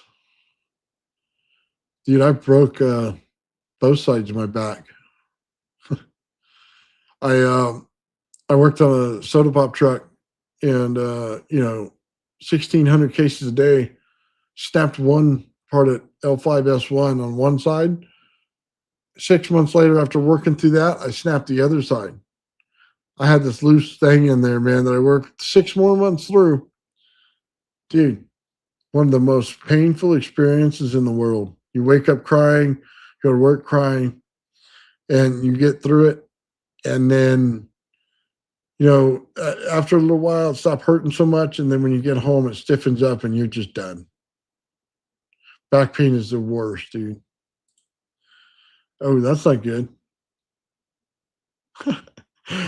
That's funny, Sean. I felt that way, dude. I literally felt like, dude, I was losing my marbles. Like, I can't believe I did that. Like, I wasn't paying attention. I'm counting wires, and then I'm not focused on, running this. I think I showed it a while back, man, the distance in there. It ain't no fun thing to build those things. I'm going to tell you that right now. See, I have to just sit back and laugh at it now because it did not feel good at all.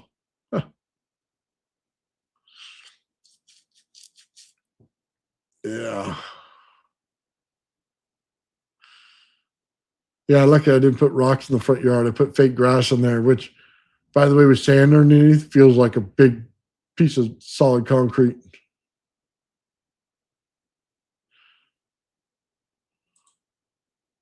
Oh, that sucks, bro. Sorry to hear that, John. Yeah.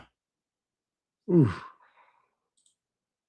I didn't have that problem when I started, man. I was just a young, dumb kid. Yeah, that's the one thing I wish I could take back is, before any of that started happening, I was having some back problems already, and I should have just called it quits then. Young and dumb, you don't think about that. I should have just walked away then. Yeah, it's like hitting water hard. Yeah. Oh man, doing the big belly flop off the top. Yeah, never fun.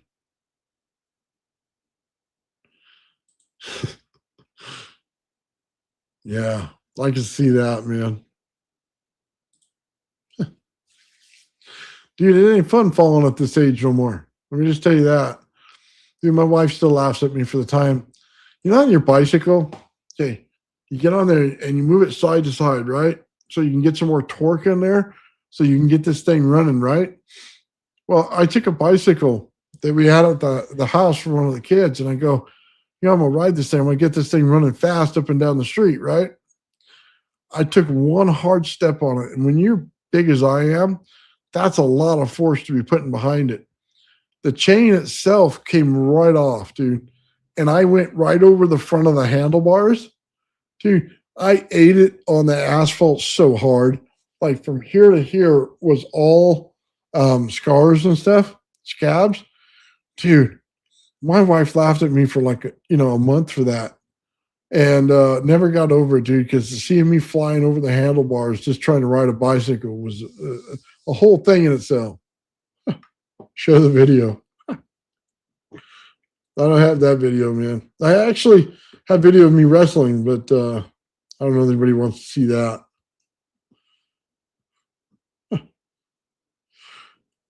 Oh, you want to see Sean's video? Well, that makes more sense. All right, hold on. Give me 1 second, guys. I'll pull it up because Sean has some cool videos here. Let me just click over that real quick. Sorry, I should have showed you guys those earlier. I think I put them in downloads. Okay.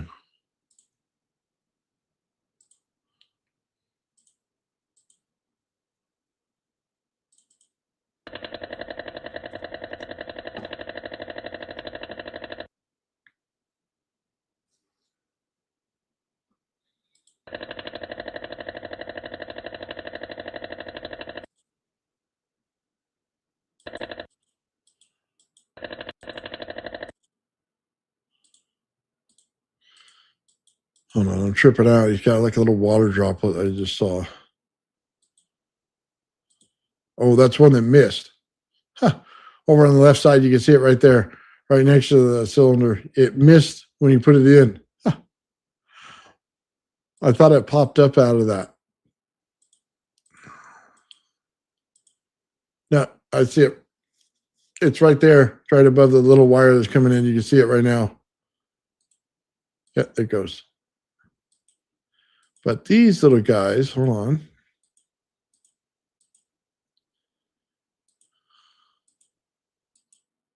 You see them shooting off right there. You see it? It looks like how a spark would look. You see this little thing up there? It's got the yellow in it. It's on the upper right, and now it's moving. And he's got more, and they keep coming out of there. Now you can see it in the different colors they are. As soon as you see it, it's got an orange color, so you know that there's heat in it, right? But the inside is almost a white. I think what's going on here is you have the magnetoelectric on the outside that's giving you the light effect. And on the inside, he's got an ion core that's going on inside of it. And you can see it as soon as the heat there comes off of it, starts to go back to white. Yeah, you can see that last frame. Let's see if I can. Right there. You can see it's getting more lighter as it comes down, and it's really up on the top one, it's more orange. He's getting a lot of those that come off of this, and he's basically showing you, hey, there's something more here. Now, there's all kinds of cool stuff going on inside that cylinder, that's for sure. But I was just kind of focused on these outside. Yeah, like little pills coming off of it. So we'll just hit it back in real time.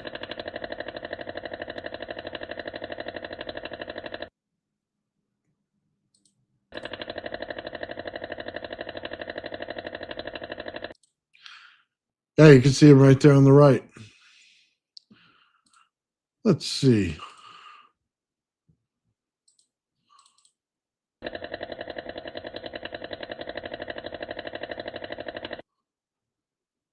He's getting that same effect as a different video. Look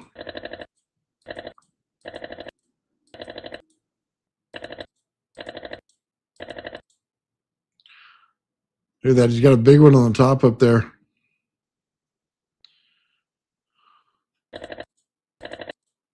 And it's coming back down. There it is.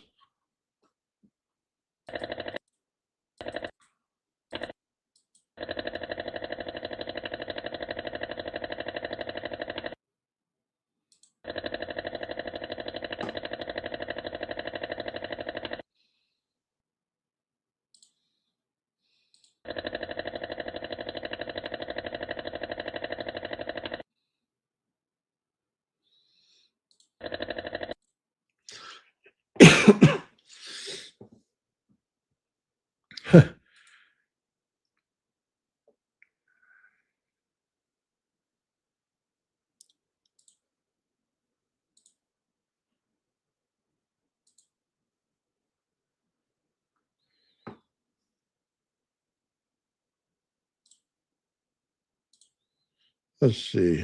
I have another one here. Now, those are the two that came in today. Let me see real quick. There's another one I wanted to show you guys, and it was a picture. Give me a second. Right here.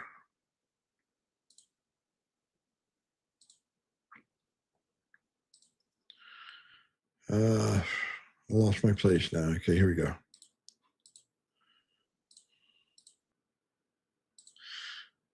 Now you can't see it this well. Let me see if I can get another one. Up on the upper right, there's 4 dots. And I think he's getting pure ions there. Let me go to this. I'm just going to snap a picture and see if I can't get it.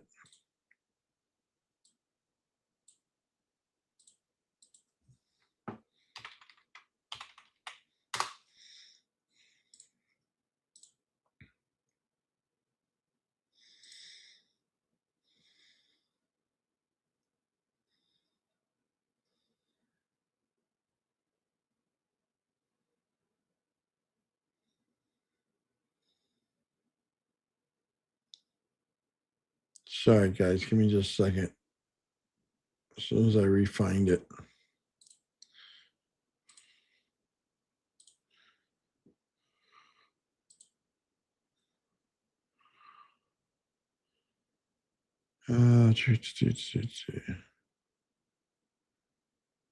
Come on.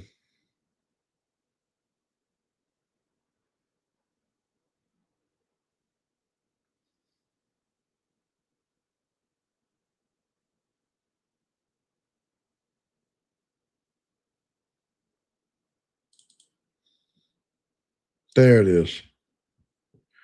Look at those. 4 little white dots.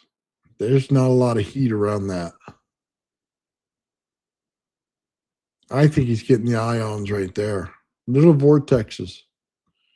Usually you wouldn't see them a whole lot because usually ions are in UV. This has a little bit of light to them. Far different than the orange we were looking at earlier.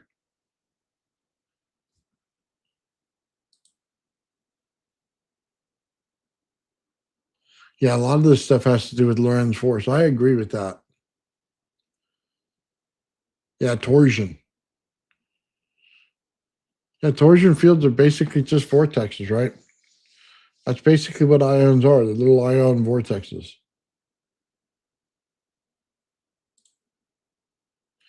I'm not sure the frame rate this is taken. I'm sure it's taken on Sean's iPhone.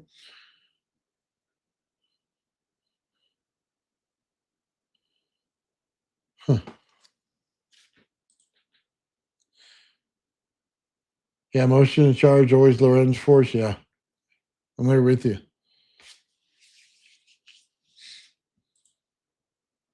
As it holds the environment. They look individual though, yeah, but they're pulling together. Look at them. They came out as a straight line. You saw that earlier, right? Now we see these where the orange is gone, but now replaced by that orange is the individuals that were inside of the orange layer. They came out in that streamer. Remember the streamer a few frames ago? Now it's no longer a streamer. Now it's little dots. But they still have white in them, which means that magnetodielectric is still around them. It's still encompassing it. It's still causing the inside of the ions to pull a little bit of heat out. That's why we get the white.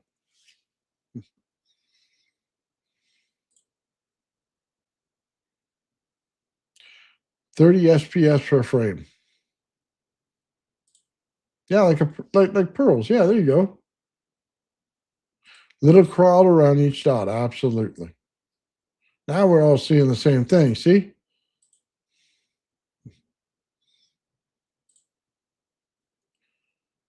Yeah, well, everything's in motion. So if they ever show you a field that's not in motion, it's not really a field. Sorry, it's not the way the environment works. Everything's got to be in motion.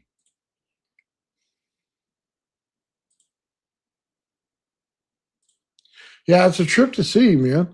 I mean, some of this stuff we speculate about, we talk about labs about, but now it's right in front of you. This is what I'm talking about. This is the cool stuff. Yeah, they just pull together. Basically, you saw it when it was orange. And when it was orange, it was all brightly lit up, and you saw like white in the inside a little bit.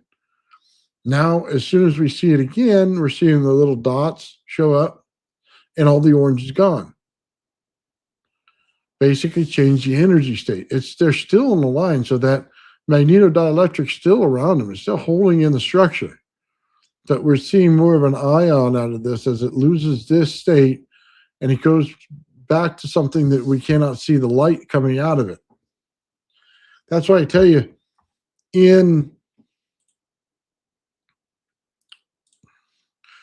we look at this, I just need you to understand, I'm telling you that the center core is dark. And we saw it come out in how the RAV works. It comes out, it shows all the little dots, sucks back in dark. The light that goes around that is the speed of light squared. Okay? That's the light that they're talking about. So if you say black hole and you saw the black hole picture and you see all the light going around it, that's the speed of light squared. Okay? The inside is a much higher rate of energy. That's changing the Planck distance right there inside the energy because so little heat is in there. So much more energy potential sitting right there in vortexes. And we all pull a vortex. I mean, you need to understand this, okay? We're traveling through the solar system. Okay, our solar system is traveling through a vortex. We're having a vortex pulled on us at all times as we get pulled through this thing. Okay, Therefore, anything that comes into our environment pulls a vortex on it. Anytime it pulls a vortex on it, it's pulling energy. Okay? We do this based on that, right? Our galaxy is a vortex. In that vortex, every time you have a solar system and ties the galaxy, there's a vortex pulled on it. That's why vortex energy works. Because at all times, that's the way it works. You don't realize, you see the stable looking solar system when you pull up a picture, it's not the way it actually is. The line across it's not even correct. That grid that they talk about, it's horse shit. It doesn't work like that. It works as a zone. It goes like this. There's a zone in which it goes out. We see it in the RAV, the light shoots out in that zone. Every time. It's like this. It's not a flat grid. That's where all those mental 2D images come up, and everybody goes, you're riding the wave on the flat part. Garbage. Absolute garbage. You're not doing anything of the kind. Anyway, whatever. People in 2D can't figure out how things work. That's why. Sorry, guys. I get so weirded out by that stuff. It's like, dude, where the hell did you go to school to learn that garbage? Oh, nice. 60 kilovolts. Yeah, there you go. Maltese cross. Yeah. Yeah, I love the cross pictures and that stuff, man. Helmholtz around the RAV.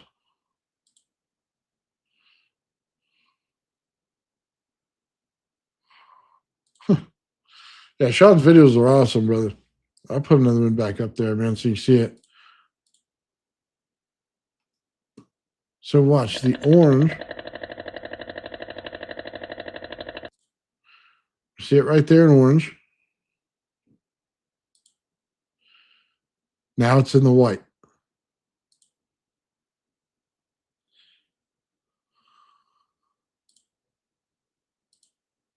In the orange. It's the same thing, man. Now it's in the light, in little dots. Now, it's not the same exact picture in the frame, but it's the same exact thing. It's the same process that's going on. It's just revealing what's actually going on inside of it.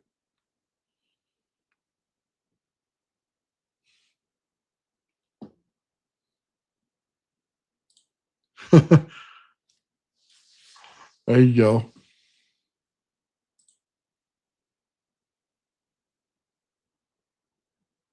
Let's go back to the original one.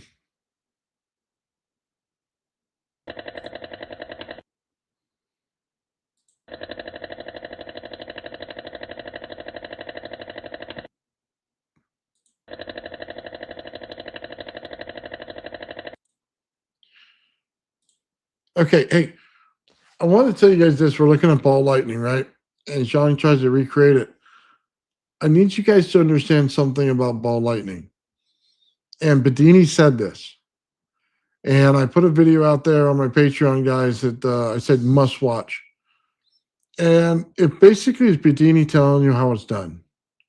On that sheath layer that builds up, you pull a vacuum on top of it. And it creates the ball lightning. When the vacuum ceases to exist, it disappears. Now, what does that mean? It means as it's sitting there on the sheath layer, right, and it's building an ion layer upon it, it needs to be vortexed. Just like that. Just it needs that little vacuum, that vortex vacuum. It's going to suck it like this. As that's created, the ball of energy is created. Then, as long as it's there, when you turn off the power, this thing will be able to float around based on that vortex. As soon as it loses the vortex, it loses energy, and it's done. So just understand it in this way. But Deani's telling you the secret. Put a small vacuum on it to create the vortex. What does a magnetic field do? It puts a small vacuum on it as it pulls the ions to the core to create the rotational value that goes into a vortex. Putting a vacuum on it creates a rotational value to get it into the vortex. It is literally telling you the same exact thing. Without doing that step, it will not be possible to create a ball of lightning. What's up, traveling fools out there, man? What's going on, brother? Thank you.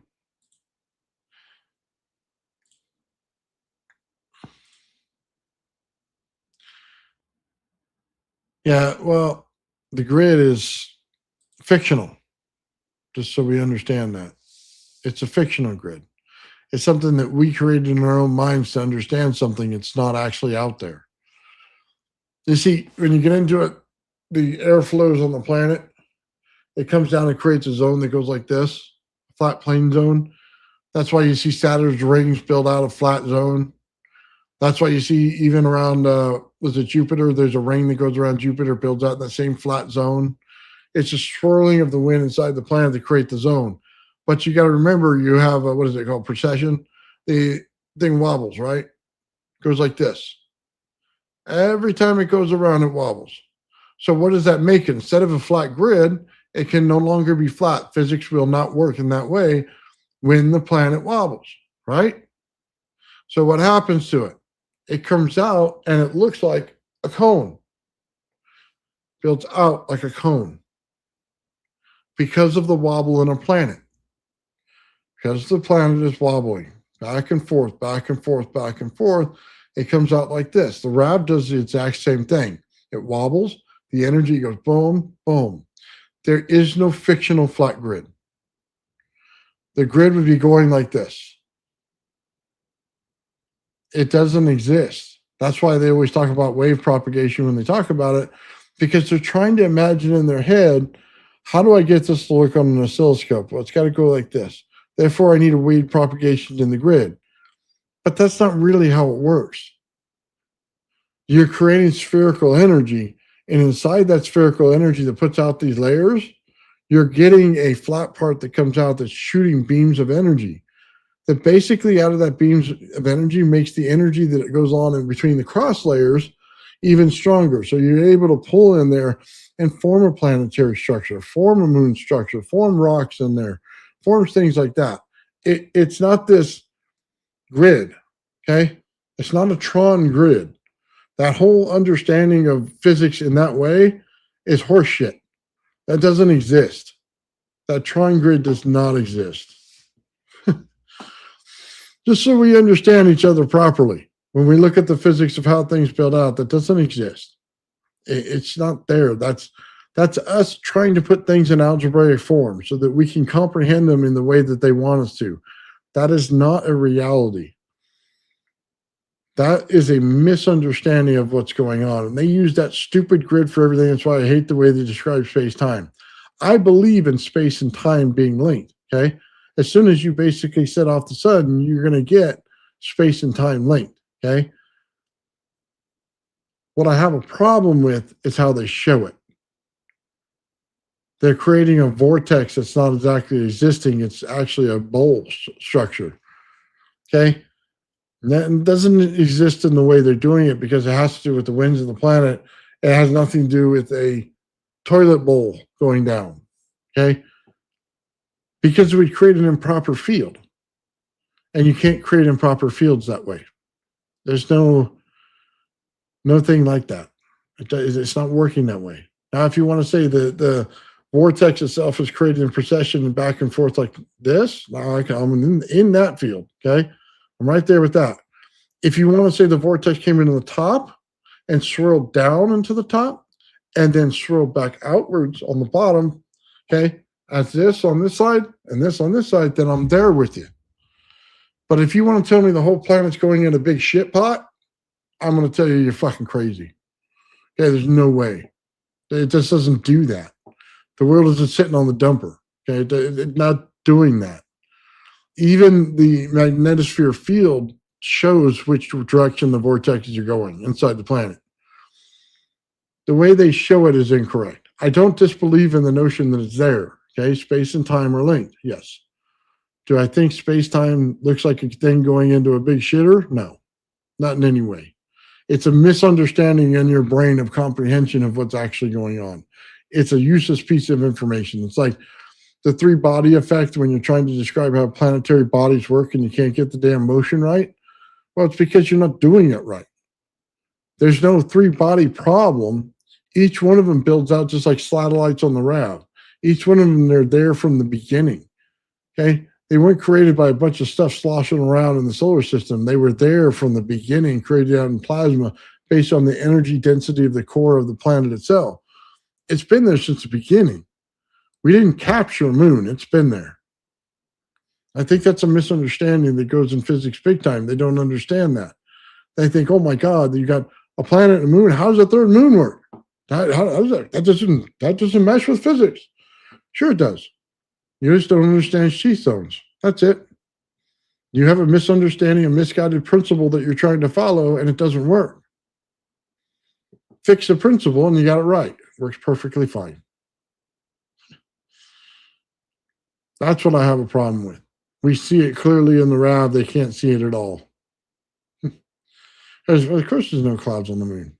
The moon's getting a lot of its energy from our planet. I don't know that there's much of a core in there, anything left. And I'll tell you this, just so you understand this. When you want to talk about moons, yeah, I know you sent me a photo. I'm about to get to it, Sean. I need you to understand this. Mars had a bigger moon. To support life, it had to have a bigger moon. You see, as you have the moon there's an effect that goes back and forth, okay, between two planetary bodies in the same area. They're pulling upon each other. That's how we get our waves, okay? We get low tide, we get high tide. We get that because of what the moon does. There isn't enough pressure on that planet to have that effect without that moon being larger. Therefore, the two asteroids they had were combined as one, but that's still not enough mass. You have to take the mass of the asteroid belt, combine it with both of the two moon bodies that are there. Then you have a moon that's big enough that would be equal to the moon and the Earth size as it would be the moon to Mars size. Now you have a system right there that would give life to that planet. Because now we have the correct forces and energy in order to do that. Without that amount of mass, you don't have it. You do not get the same effect. So just understand this in the way it works. It would literally take both of Mars moons plus the total amount of debris in the asteroid belt in order to make a moon that would be equivalent to the moon to the Earth, that it would be Mars to that moon that it would create, in order to create the tidal force necessary to pull the atmosphere back out to where it needed to be in order to give life to the planet. It's as simple as that. If you read cuneiform correctly, you would know that already. They don't read it correctly. All right, Sean, let's see what you got going on over here. Give me a second.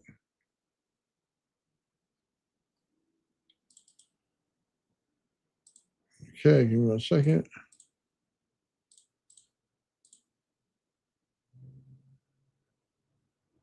Let's see what we got going on here. Yeah, we can see the RF here. Ooh, look at that. There's one that came and broke loose.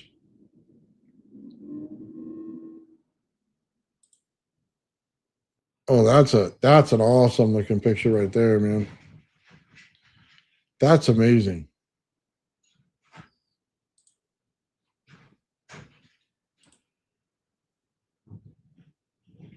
Look at that. That looks like fire, dude. It looks like the sun's fire, doesn't it? In plasma. How you see on the bottom there, it just breaks out. Looks like just fire. See, that's absolutely awesome. I love plasma.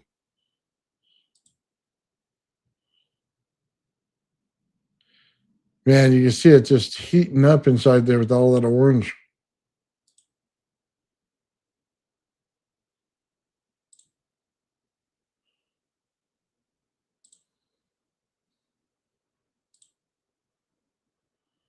Look at that. It's almost like a stem of a mushroom on one side and the mushroom head on the other. Dude, that's cool. Dude, Sean, you could sell this stuff as art, brother. People would love to have this hanging in their house, man. That looks so clean. Let's see. You said the yellow is from a little bit of salt. Yeah, dude, this stuff. You get posters of this up on your wall, man. Yeah, I agree. It all looks awesome.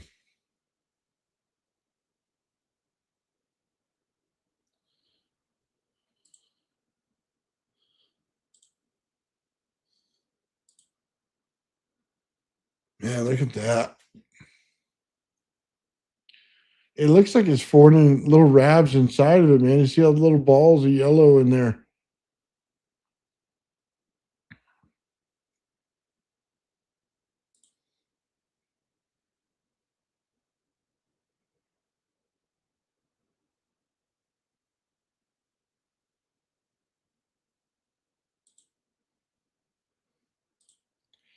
Look at that, man.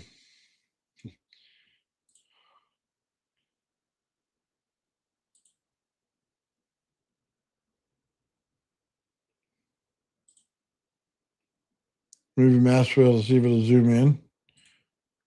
It doesn't do it on this one, unfortunately, Sean. Whatever goes on Facebook won't allow me to do it. Sean says he uses no camera filters whatsoever. And he's using his new iPhone. I imagine it's probably the latest version.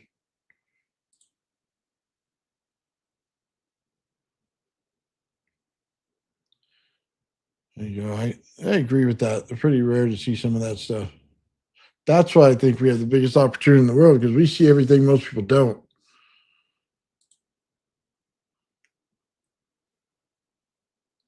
And Sean says it was 60 kilovolts. So he's using tap water and a glass tube, in case anybody's wondering. I think he did use graphite dust at one point. Sean can confirm that, but I'm sure he did in one of his experiments. Hey, he's on an iPhone 7, in case anybody wanted to compare the camera.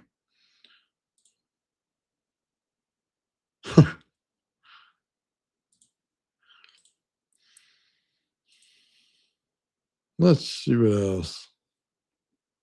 I think that was all the ones he had on this one.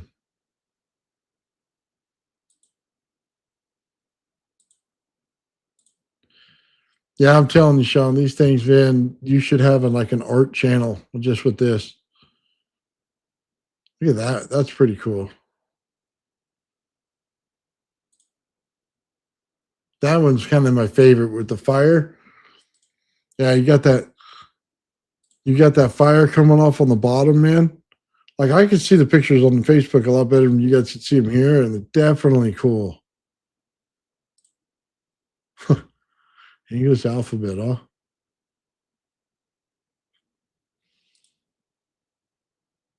Nitrogen plasma thrown in there.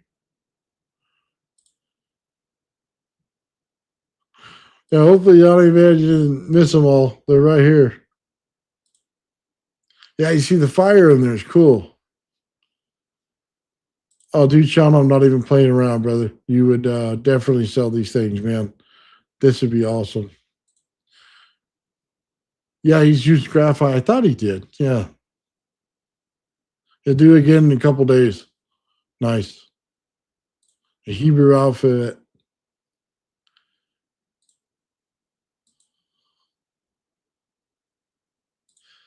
Yeah, the funny thing is, guys, you look at some of that stuff, like the Bugosphere is big right now. Some of that stuff is plasma and how it looks when you create it in reactors. It's not actually part of their alphabet. You can take all those, circle them, pull them to the side, and then you have an alphabet in there that makes sense. I don't think a lot of people understand that. Hopefully, you guys would. You'll see them in there, and you'll see them in hieroglyphs and different places. They try to call them alien faces. They're not. It's all plasma physics, all of it. So they were trying to show you something. By the way, doesn't require a ton of energy. You hear 60 kilovolts. Well, what is that actually doing? 12 volts of regular energy? It's a conversion. It has to go through AC flyback and convert to that high of energy. Just use 12 volts. You didn't need a ton of it.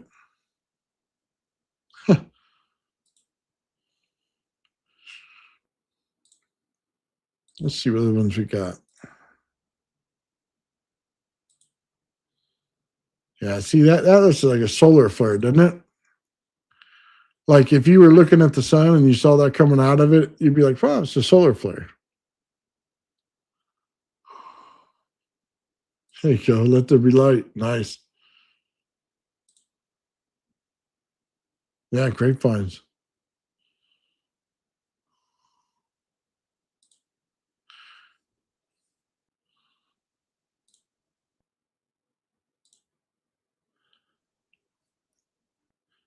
The Puga Sphere is an RC car inside of a sphere. It runs on a remote. I talked with him about it, but he talks like he can't. You let me have the fun, man. An RC car on the inside. That's funny. Oh, man. Yeah, when they stop telling you details about this stuff, you start worrying, right? We all saw it with James's rod, man. That thing, man, from the beginning, we knew something was up. When they stop showing you stuff, man, you start to see problems. Huh. Oh, man.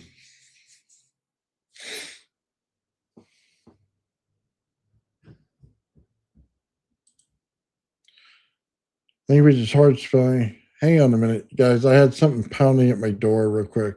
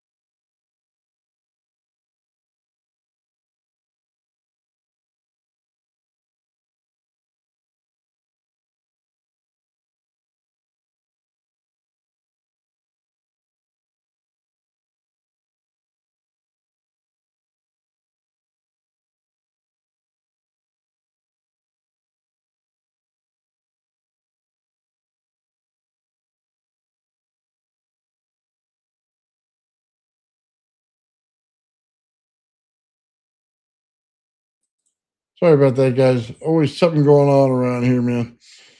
People delivering a bunch of stuff. Got a lot of packages coming in. Free energy salesman. Sorry, buddy. I got enough of that here already. Yeah, same with your house.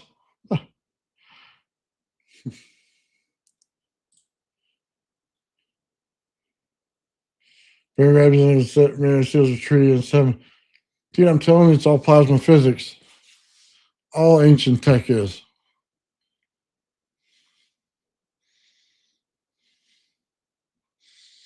It's a Men in Black. Dude, they don't show up in black, bro. They show up and follow you around. Dude, I don't know if it was the frequency or what, but every time I run the gravity fire experiments, man, I got some weird stuff going on around my house. Like, dude, I go to the park, there's weird people there, show up and then leave when I leave. I don't want to get freaked out about it, dude. I just think it's weird coincidence, but always when I run the gravity fire experiments, I always get it. Oh, well, maybe it's just me being paranoid. I'll just take it as that. Probably just me being old and paranoid. I want to show you this, guys. This is the color of that pink coil. This is the NPN circuit for it right here. You can see, man, it came out pretty cool. Look at that. Nice and clean. Came out nice. You can see I changed the structure right there. Looks pretty cool. And then I did another one, man. I found this cool color on Amazon, man. I want to try it out. So it's got like blue and green on it. I can't get a good picture of this. So you can see the blue and green, how it switches in there, man. And it's a nice color in silk, dude.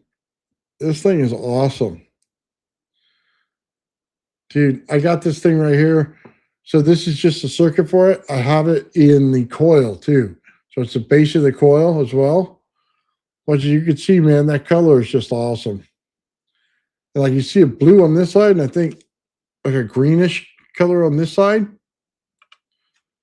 Oh yeah, it's dude. I just thought the color was awesome. I picked it up, man. You know, I'm gonna roll of it at Amazon, and I built the base of the coil in it and everything. It looks so awesome, dude. Yeah, even the pink. It was like not a regular pink, so it came out more like a hot pink. So I thought that was pretty cool. And then it looks purplish in some lights. So in this light, it looks pretty pink, but if you go in a dark house, it looks kind of purple. It's a weird color, man. It's just, dude, it's out of this world, though. So I figured, you know, for the female audience or female Tesla coil enthusiasts, they might like something like this. But yeah, dude, those things are totally awesome, man. So I just wanted to show that to everybody, man. Doing all kinds of stuff like this. I'm trying to get as much money as I can going into Tesla Tech, trying to get all this stuff done. For those of you guys who wasn't in the beginning of the show, I just want to show you this right here. We had, I built a couple of these on my Esty account so you guys can find them. They're Bedini coils. They're 8 wires, 7 24 gauge and 1 26 gauge. And they're all spun together. You can see the spinning of it right there, all of them.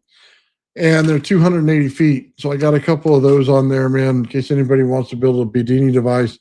And then also, I know I'm plugging my shit here, but I got to, man, in order to get enough money for this. These will be out here soon. I'm building these right here for everybody out there, man. Anybody who wants one of these, basically it's going to come with a cap bank and stuff like that in the coil. If you just want the coil by itself, I'll put it out there by itself. But I'll put it way out there so that you can have a #1 coil on it and a cap bank. You can switch between everything, create RAVs out of it, whatever you want, man. If you do the ZVS, getting it on AC is probably one of the hardest things I've ever done. Sean seems to do it like magic. He just touches it and it goes on to AC. I touch it and it zaps me when I go to AC. It's not very friendly to me. But if you did get in an AC, you'd just be blasting out energy for days. Anyway, I just want to show you guys that stuff, man. A lot of cool stuff going on at Esty. What's up, Mike Faraday? How's it going, brother? What's up, brother, man? Oh, man, he always has me on his channel, and he translates it to different languages for people, man. I appreciate that so much. Just getting the word out of what's going on and everything like that, man. Thank you very much. Hopefully everything's working well for you, man. I appreciate the putting it out there, man. Oh, dude, yeah. You should watch Joe's video. I should have Joe send that to me, and I'll put it up on my channel so that you could take that coil and make a RAV out of it. Dude, Joe did such a brilliant job of doing that, man. Let me just tell you, he blew a couple of offsets, man. So just a heads up. But, yeah, totally cool, man.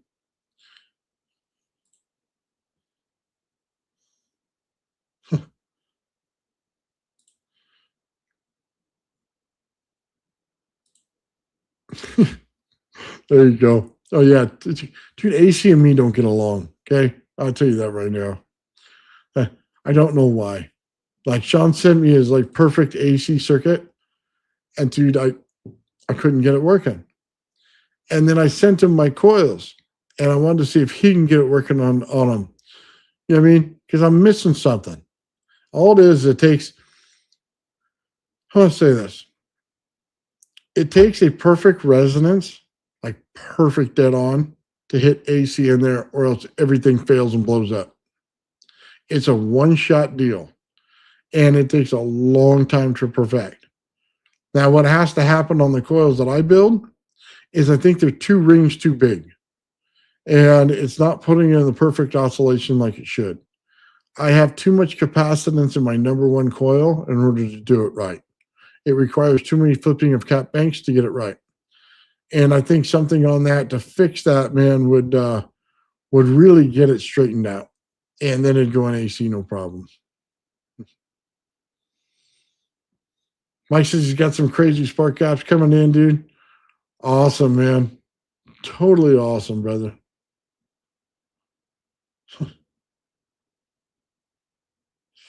Yeah, that's right.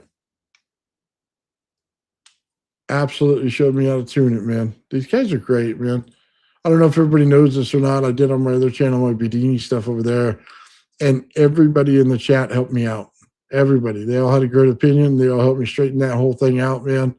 And it works great now. That thing worked all day.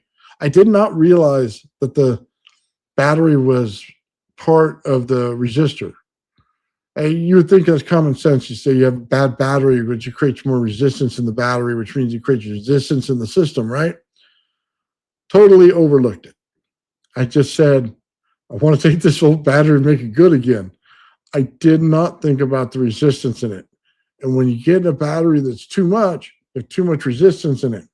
So your actual resistors have to overcome that. So they have to, I think, on a half a value, or excuse me, a lot more value into them. So you can't take a 1/4 watt, half watt. You got to get a 1 watt to a 2 watt resistor in order to overcome that battery being that bad. Not a lot of people talk about that in the Bedini, but you had to do it in order to do that, to clear out that battery. Not anybody realizes that because they think, oh, I put a new battery on the other side. It works perfect. I have no resistance in it. Yeah, because it's a new battery. But when you start getting into the old nasty ones, man, that's where you have a problem. Yeah. Huh. Take care, John, brother. Appreciate it, man. Yeah, I didn't realize that right away. And I want to thank everybody in the chat of that was able to help me out, man, because I was doing really bad. And then Magneto Frico hooked me up, dude, and sent me a lot of videos on the stuff on my Facebook, and he was able to help me straighten out some more of the other stuff on there.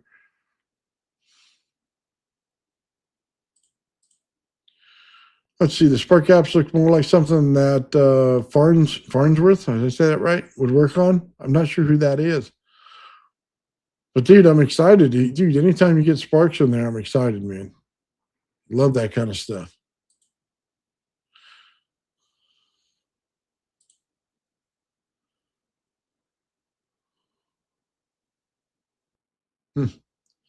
Yeah, I'm going to tell you this right now. I've tried to tune that thing, man, in every which way.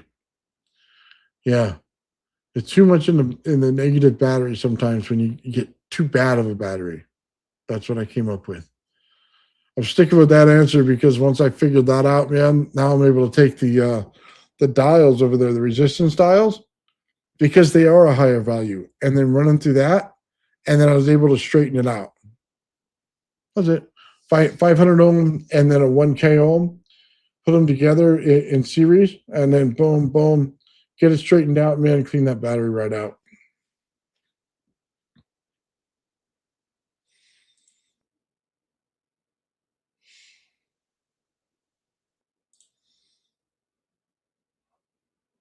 Nice. Very good work, Yanni. Yeah, I know Yanni's on that channel, man. He's telling me about all this stuff too, man. Knew about all of it.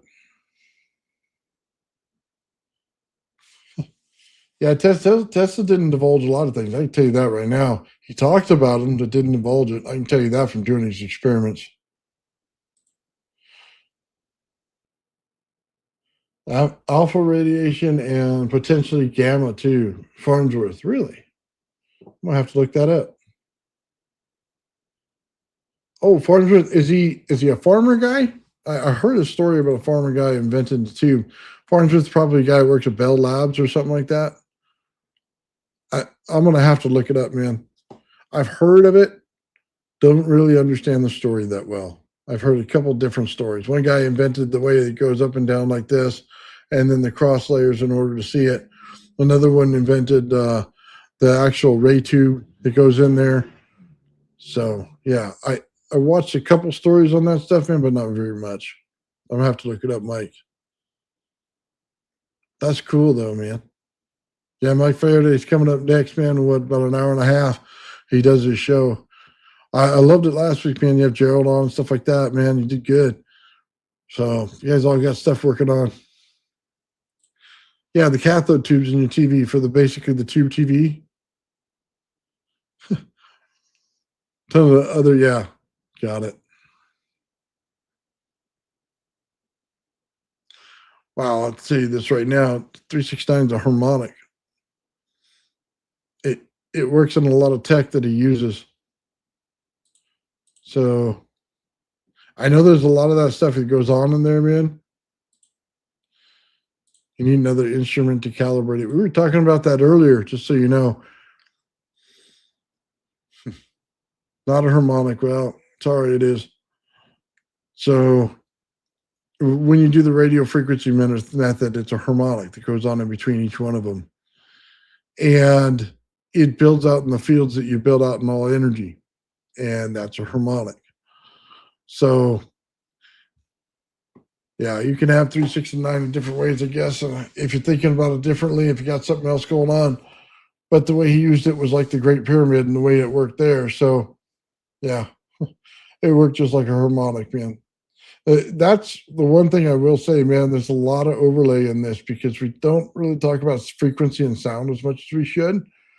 And a lot of that goes on in this stuff. And you get a lot of that in every single coil that you do.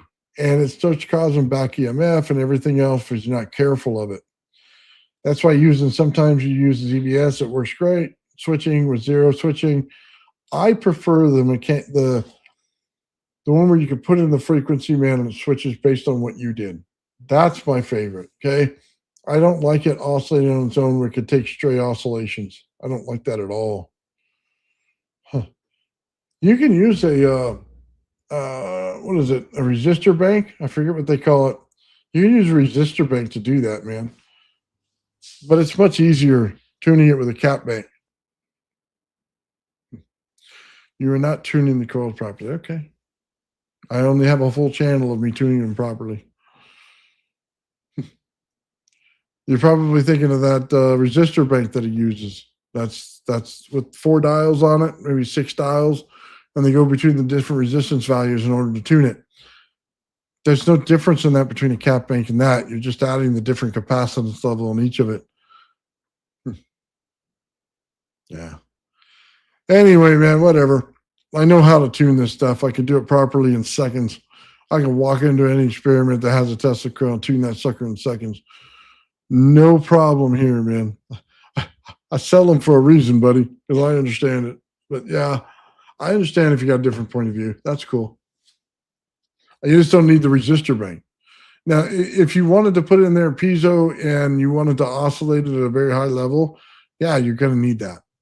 Okay, because it's basically a map to put in your resistance. So if I wanted to take out the 47K ohm resistor and put in a different resistor, I could, and then I can dial it in based on the resistance of that capacitor, the resistance of that resistor, and I can dial in a Tesla coil, just like that. I could take that little bank and dial in the resistance of it, and it basically get me right there, right? But you don't need to do that if you change the capacitance inside the coil, because the relationship is, did you get enough of the capacitance in the coil to match the secondary coil that goes on? Did you attenuate the mass in the number 1 to the mass of the number 2? Did you get that figured out? That's what all these other secret tricks are about within the resistor, or it comes to the capacitor. The reason you switch it out is because your number 1 coil is not tuned to your number 2 coil properly. So in order to fix that, you either use a resistance change, okay, which is a resistor, or use a capacitance change. See, the Westinghouse bridge is a resistance circuit. That's all it is, the resistors. They're just resistors. You go in there and you dial in the resistance value. That's a Westinghouse bridge. That's it. I've seen it. They sell them on Amazon, man. I think they're, what, $20? That's all the Westinghouse bridge is, the resistance circuit. It takes out the 47K ohm resistor and replaces it. There's not many things to a Tesla coil. You have a number 1, you got a number 2, you got a resistor in there. Okay. And then you have capacitors. That's it. That's all you need for a Tesla coil. Even the capacitors you don't need if you have a Slayer exciter because it self-oscillates. The 47 cent K ohm resistor is the actual resistance. That's why Westinghouse bridge works, because it's a resistance value. Look up the internal structure of it. It's a bunch of resistors. So you're able to do it. Now, if you had calculated the amount of mass in the copper that goes on in number one and made it the same amount of mass in the copper in the number two, you wouldn't need any resistor at all. It would be self-oscillating. But not many Tesla coils are that balanced. Not a lot of them are even researched that way. Well, I get it, buddy. I build it. Sorry. I understand it. I looked up everything.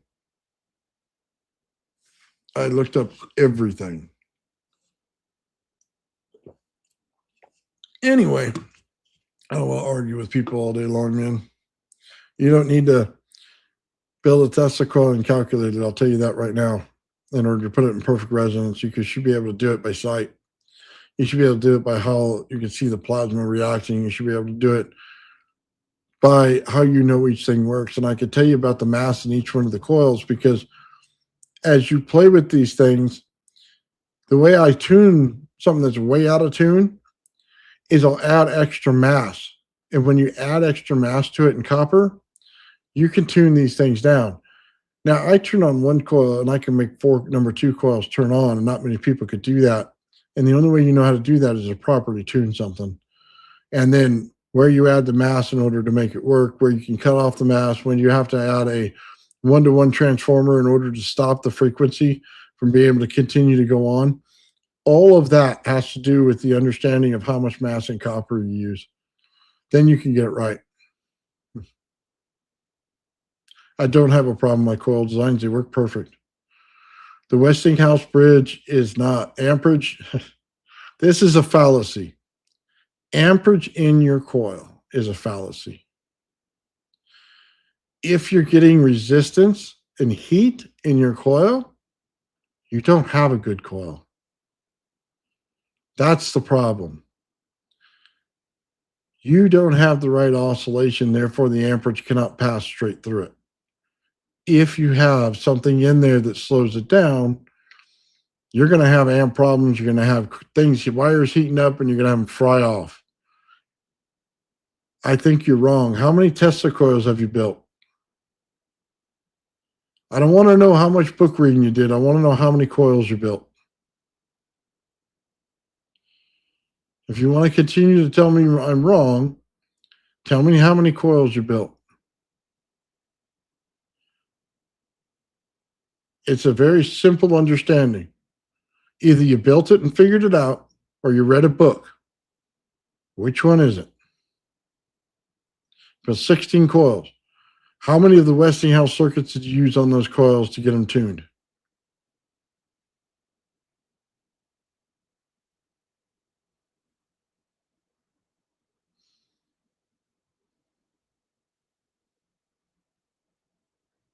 I think you used any.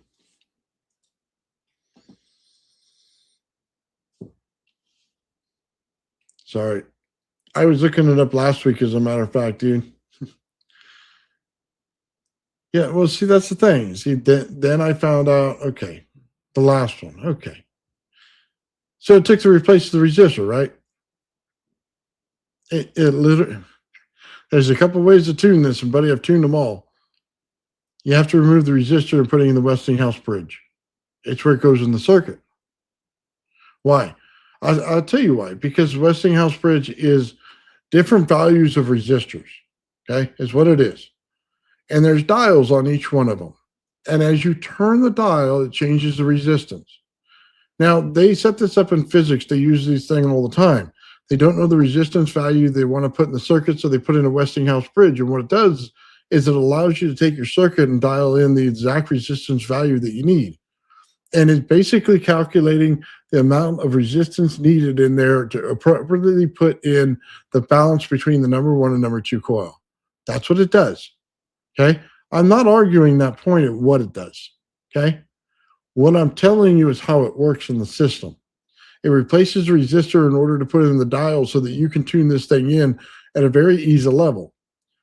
What I'm telling you, though, is instead of using resistance, you can use capacitance to do the exact same thing. Or you could take your number 1 and number 2 coil and weigh out the copper before you use it and tell you exactly what the amount has to be. Because perfect oscillation is 1-to-1 between your number 1 and number 2 coil and the amount of weight of the copper. Exactly like Tesla told you. Okay?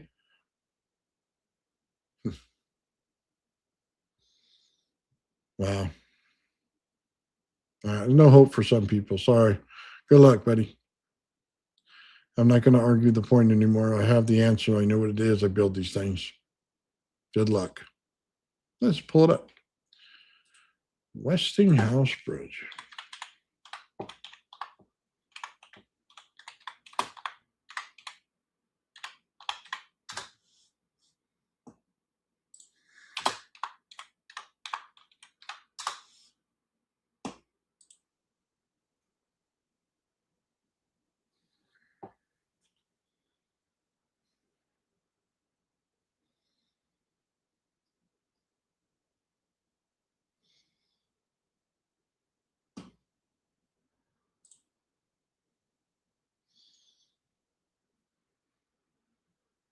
Basically a resistance bridge circuit. Wow, who would have ever thought that?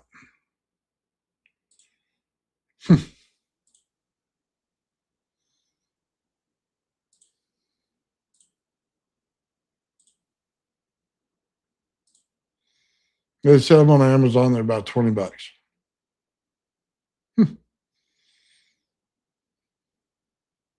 Whetstone.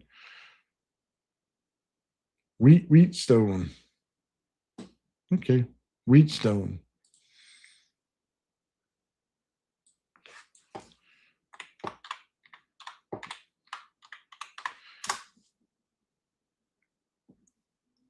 Okay, so hold on. Let me just show this.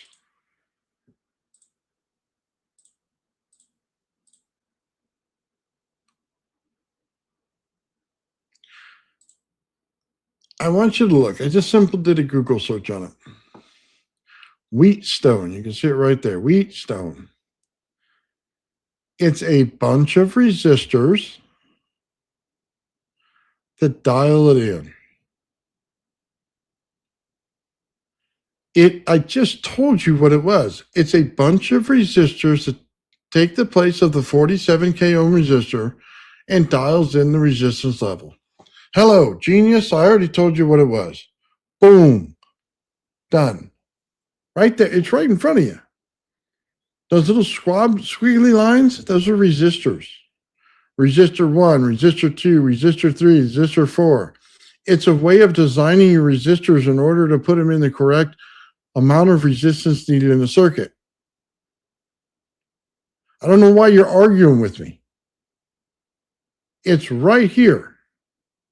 All of it is right here. It's a resistance value circuit. That's it. Oh, so frustrating.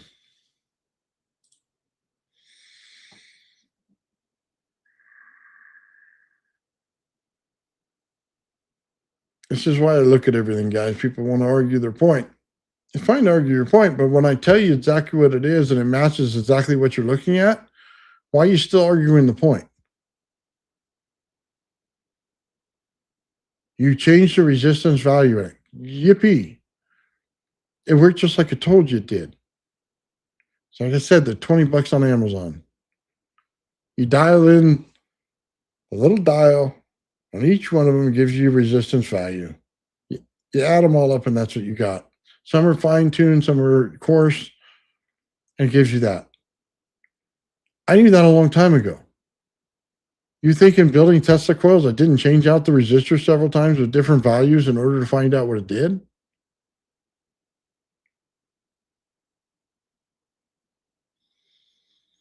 So I tell you, when I get into geometry coils and stuff, dude, it's a lot easier because attenuating the mass is easier. When you build something like this, the mass on this side equals the mass on this side. Therefore, it's a lot easier. The number one coil is not so much a thing when it comes to a bipolar coil. When you're in a regular coil, it matters a lot more. Sean uses a device. He basically puts it on the number one coil and sees exactly the number of it.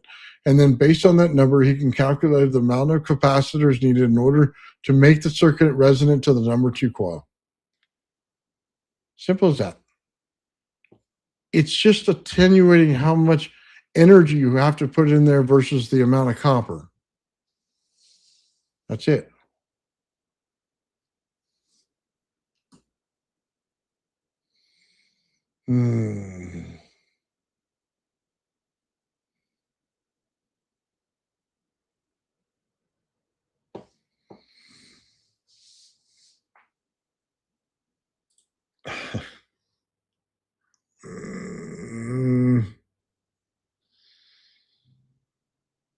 I seem to miss a step. My whole channel is filled with Tesla coil tests. My stuff works without any problem. This is so frustrating. It works with no problem. Dude, I use this stuff all the time. Most people can't even build a Slayer Exciter that lasts more than 5 minutes. Dude, my stuff works all day. I do live shows with it. Wow. Wow. The arrogance. Fuck, man. Jesus H fucking Christ, man. The fucking arrogance. Dude, I built this motherfucking shit all the time. All the time, and it works perfect. How fucking dare you? You go on there with your little Weast House shit. It's a problem. It does not last. Dude, go away. It's going to get real ugly in here real quick. Look, here's the thing. It does last. And I do it all the time, dude. If you got 17 coils out there you built, man, I doubt that your Westinghouse did anything to you. Wow. All right, we're done. All right, let's talk about something else, man. Oh, there you go. No idea. That's right. No freaking idea. Stuck on one stupid thing. Can't understand the entire picture of it at all. Not even close, dude.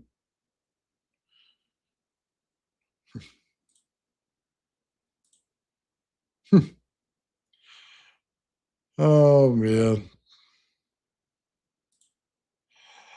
Relax is normal. Yeah, just, you know what? I guess it bothers me a little bit, dude. It's like coming in and saying to somebody, you have a whole channel full of this stuff, but by the way, you don't know how to do your job. It's like, really? Really? Like, dude, have you not watched anything I do? Do you think you're the expert in everything? Ridiculous.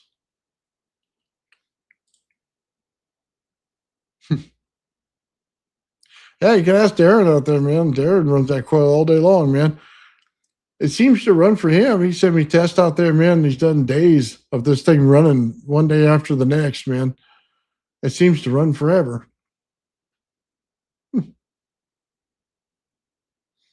Wow.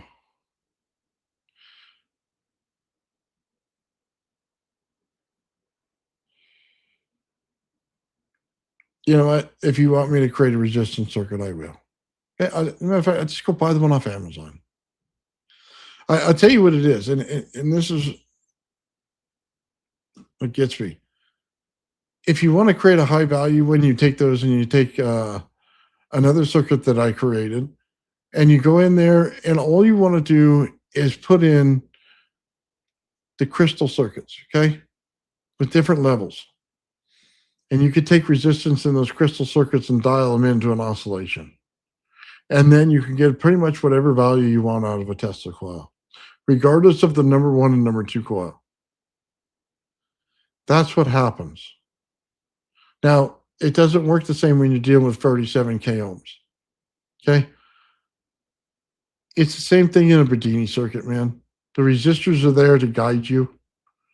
It basically allows the circuit to change Okay, if you have too many volts in a circuit, it basically brings down your voltage to put a little amperage in there in order to open the bridge in order for it to go through. That's how a resistor works. So all you're doing is changing resistance. That's all you're doing. And then how far you dial in the resistance changes whether you dial in the resistor versus anything else in it. That's it. There's a lot of ways to tune a coil. Anyway.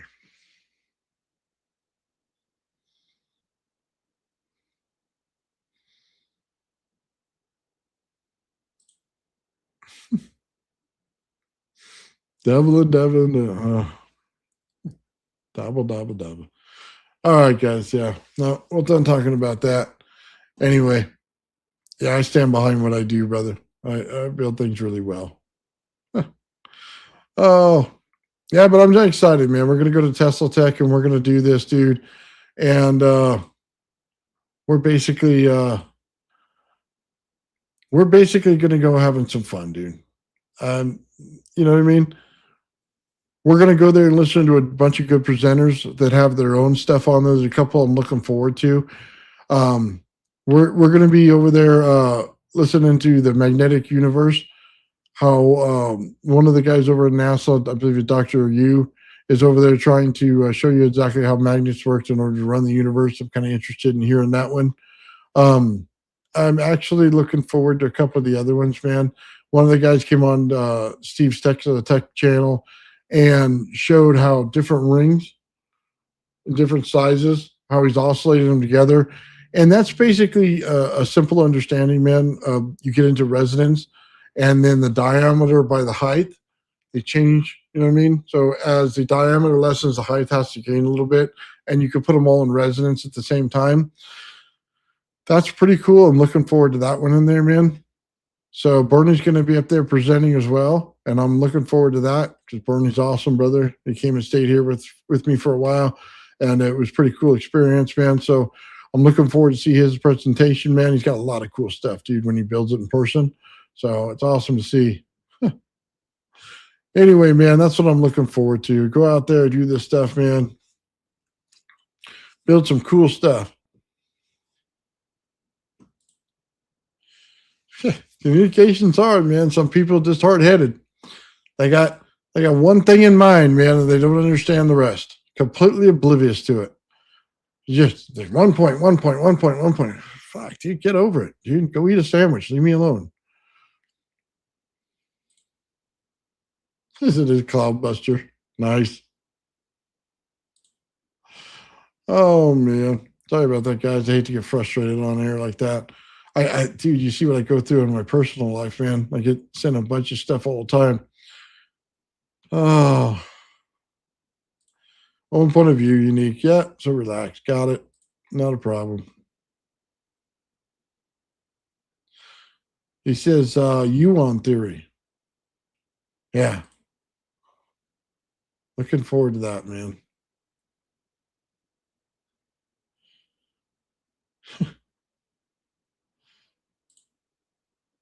You just clean up our atmosphere. I think they should just leave it alone and let it fix itself. Stop putting so many particulates in it. It'll clean itself. You know, the whole system of our planet cleans itself. If you just get out of its way, it'll do it naturally. It may take a little longer, but it'll do it naturally. Like, for instance, LA, you know what I mean? Not too far from me right now, had a bunch of smog in there. They passed a lot of laws how to do with smog and stuff like that. The cars got better, everything, right? No longer a smog layer above it. Now, nice clear skies. You can see the sun, no problem. Not a big fog layer up there anymore. Pretty simple understanding, right? Looks awesome. Totally cool. So things will fix themselves naturally. You just have to give them time and just get out of the way. You know what I mean? Quit putting the particulates in the air to clean itself. You don't have to go around putting a bunch of corks in cows' asses trying to stop them from farting. You don't have to do that kind of stuff, man. Just let it clean itself. Just get out of its way. Yeah. Yeah, exactly, Darren. You gotta stop all that stuff, man. All right, guys, it's been about 3 hours. I'm going to get out of here. I want to thank everybody for showing up today, man, and hanging out with me. Darren, thank you very much, man. I appreciate it very much. From one perspective, thank you for the memberships there, man. Totally awesome. Here we go, checking in. Yanni's been a member for a long time. Thank you, brother. Over here, Ulysses, man, hooking me up again. Thank you, my friend. Thank you, Traveling Fools, for stopping by, man. I'm not sure if we have a show or not. I got to check my messages and see what's going on. But totally cool, brother. Again, thank you, everybody, man. I had a great time out there. I'm going to go build myself a wee stone bridge and have myself a good night. I'll see you guys all later, man. Thank you. The old man real, man, real, man. The old man real, man, real. The old man real, the old man builds. The old man builds is broken in the head. People not seeing reality has put them in the red. Where conscious and spirituality restricted from the norm and replaced with the ignorance of basic magnetic form. The geometry of God keeps running through his head. That's what makes old man builds broken in the head. The old man builds. The old man builds. Spheres of destiny are spinning in his mind, making him travel back and forth in time, battling the establishment for just a little recognition. Has him forcing the world to understand his premonition. That world will have all the technology in the end, even if it means his life will fail to extend. The old man builds. The old man builds. The old man builds. The old man builds. Fears of destiny are spinning in his mind, making him travel back and forth in time, battling the establishment for just a little recognition. Has him forcing the world to understand his premonition. That world will have all the technology in the end, even if it means his life will fail to extend. The old man builds. The old man builds. The old man builds. The old man builds.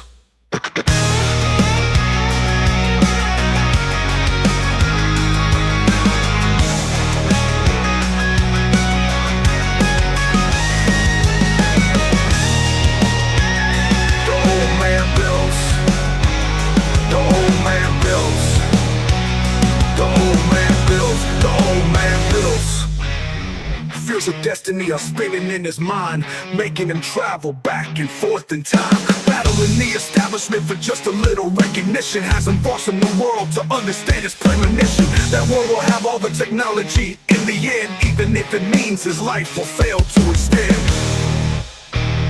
The old man builds.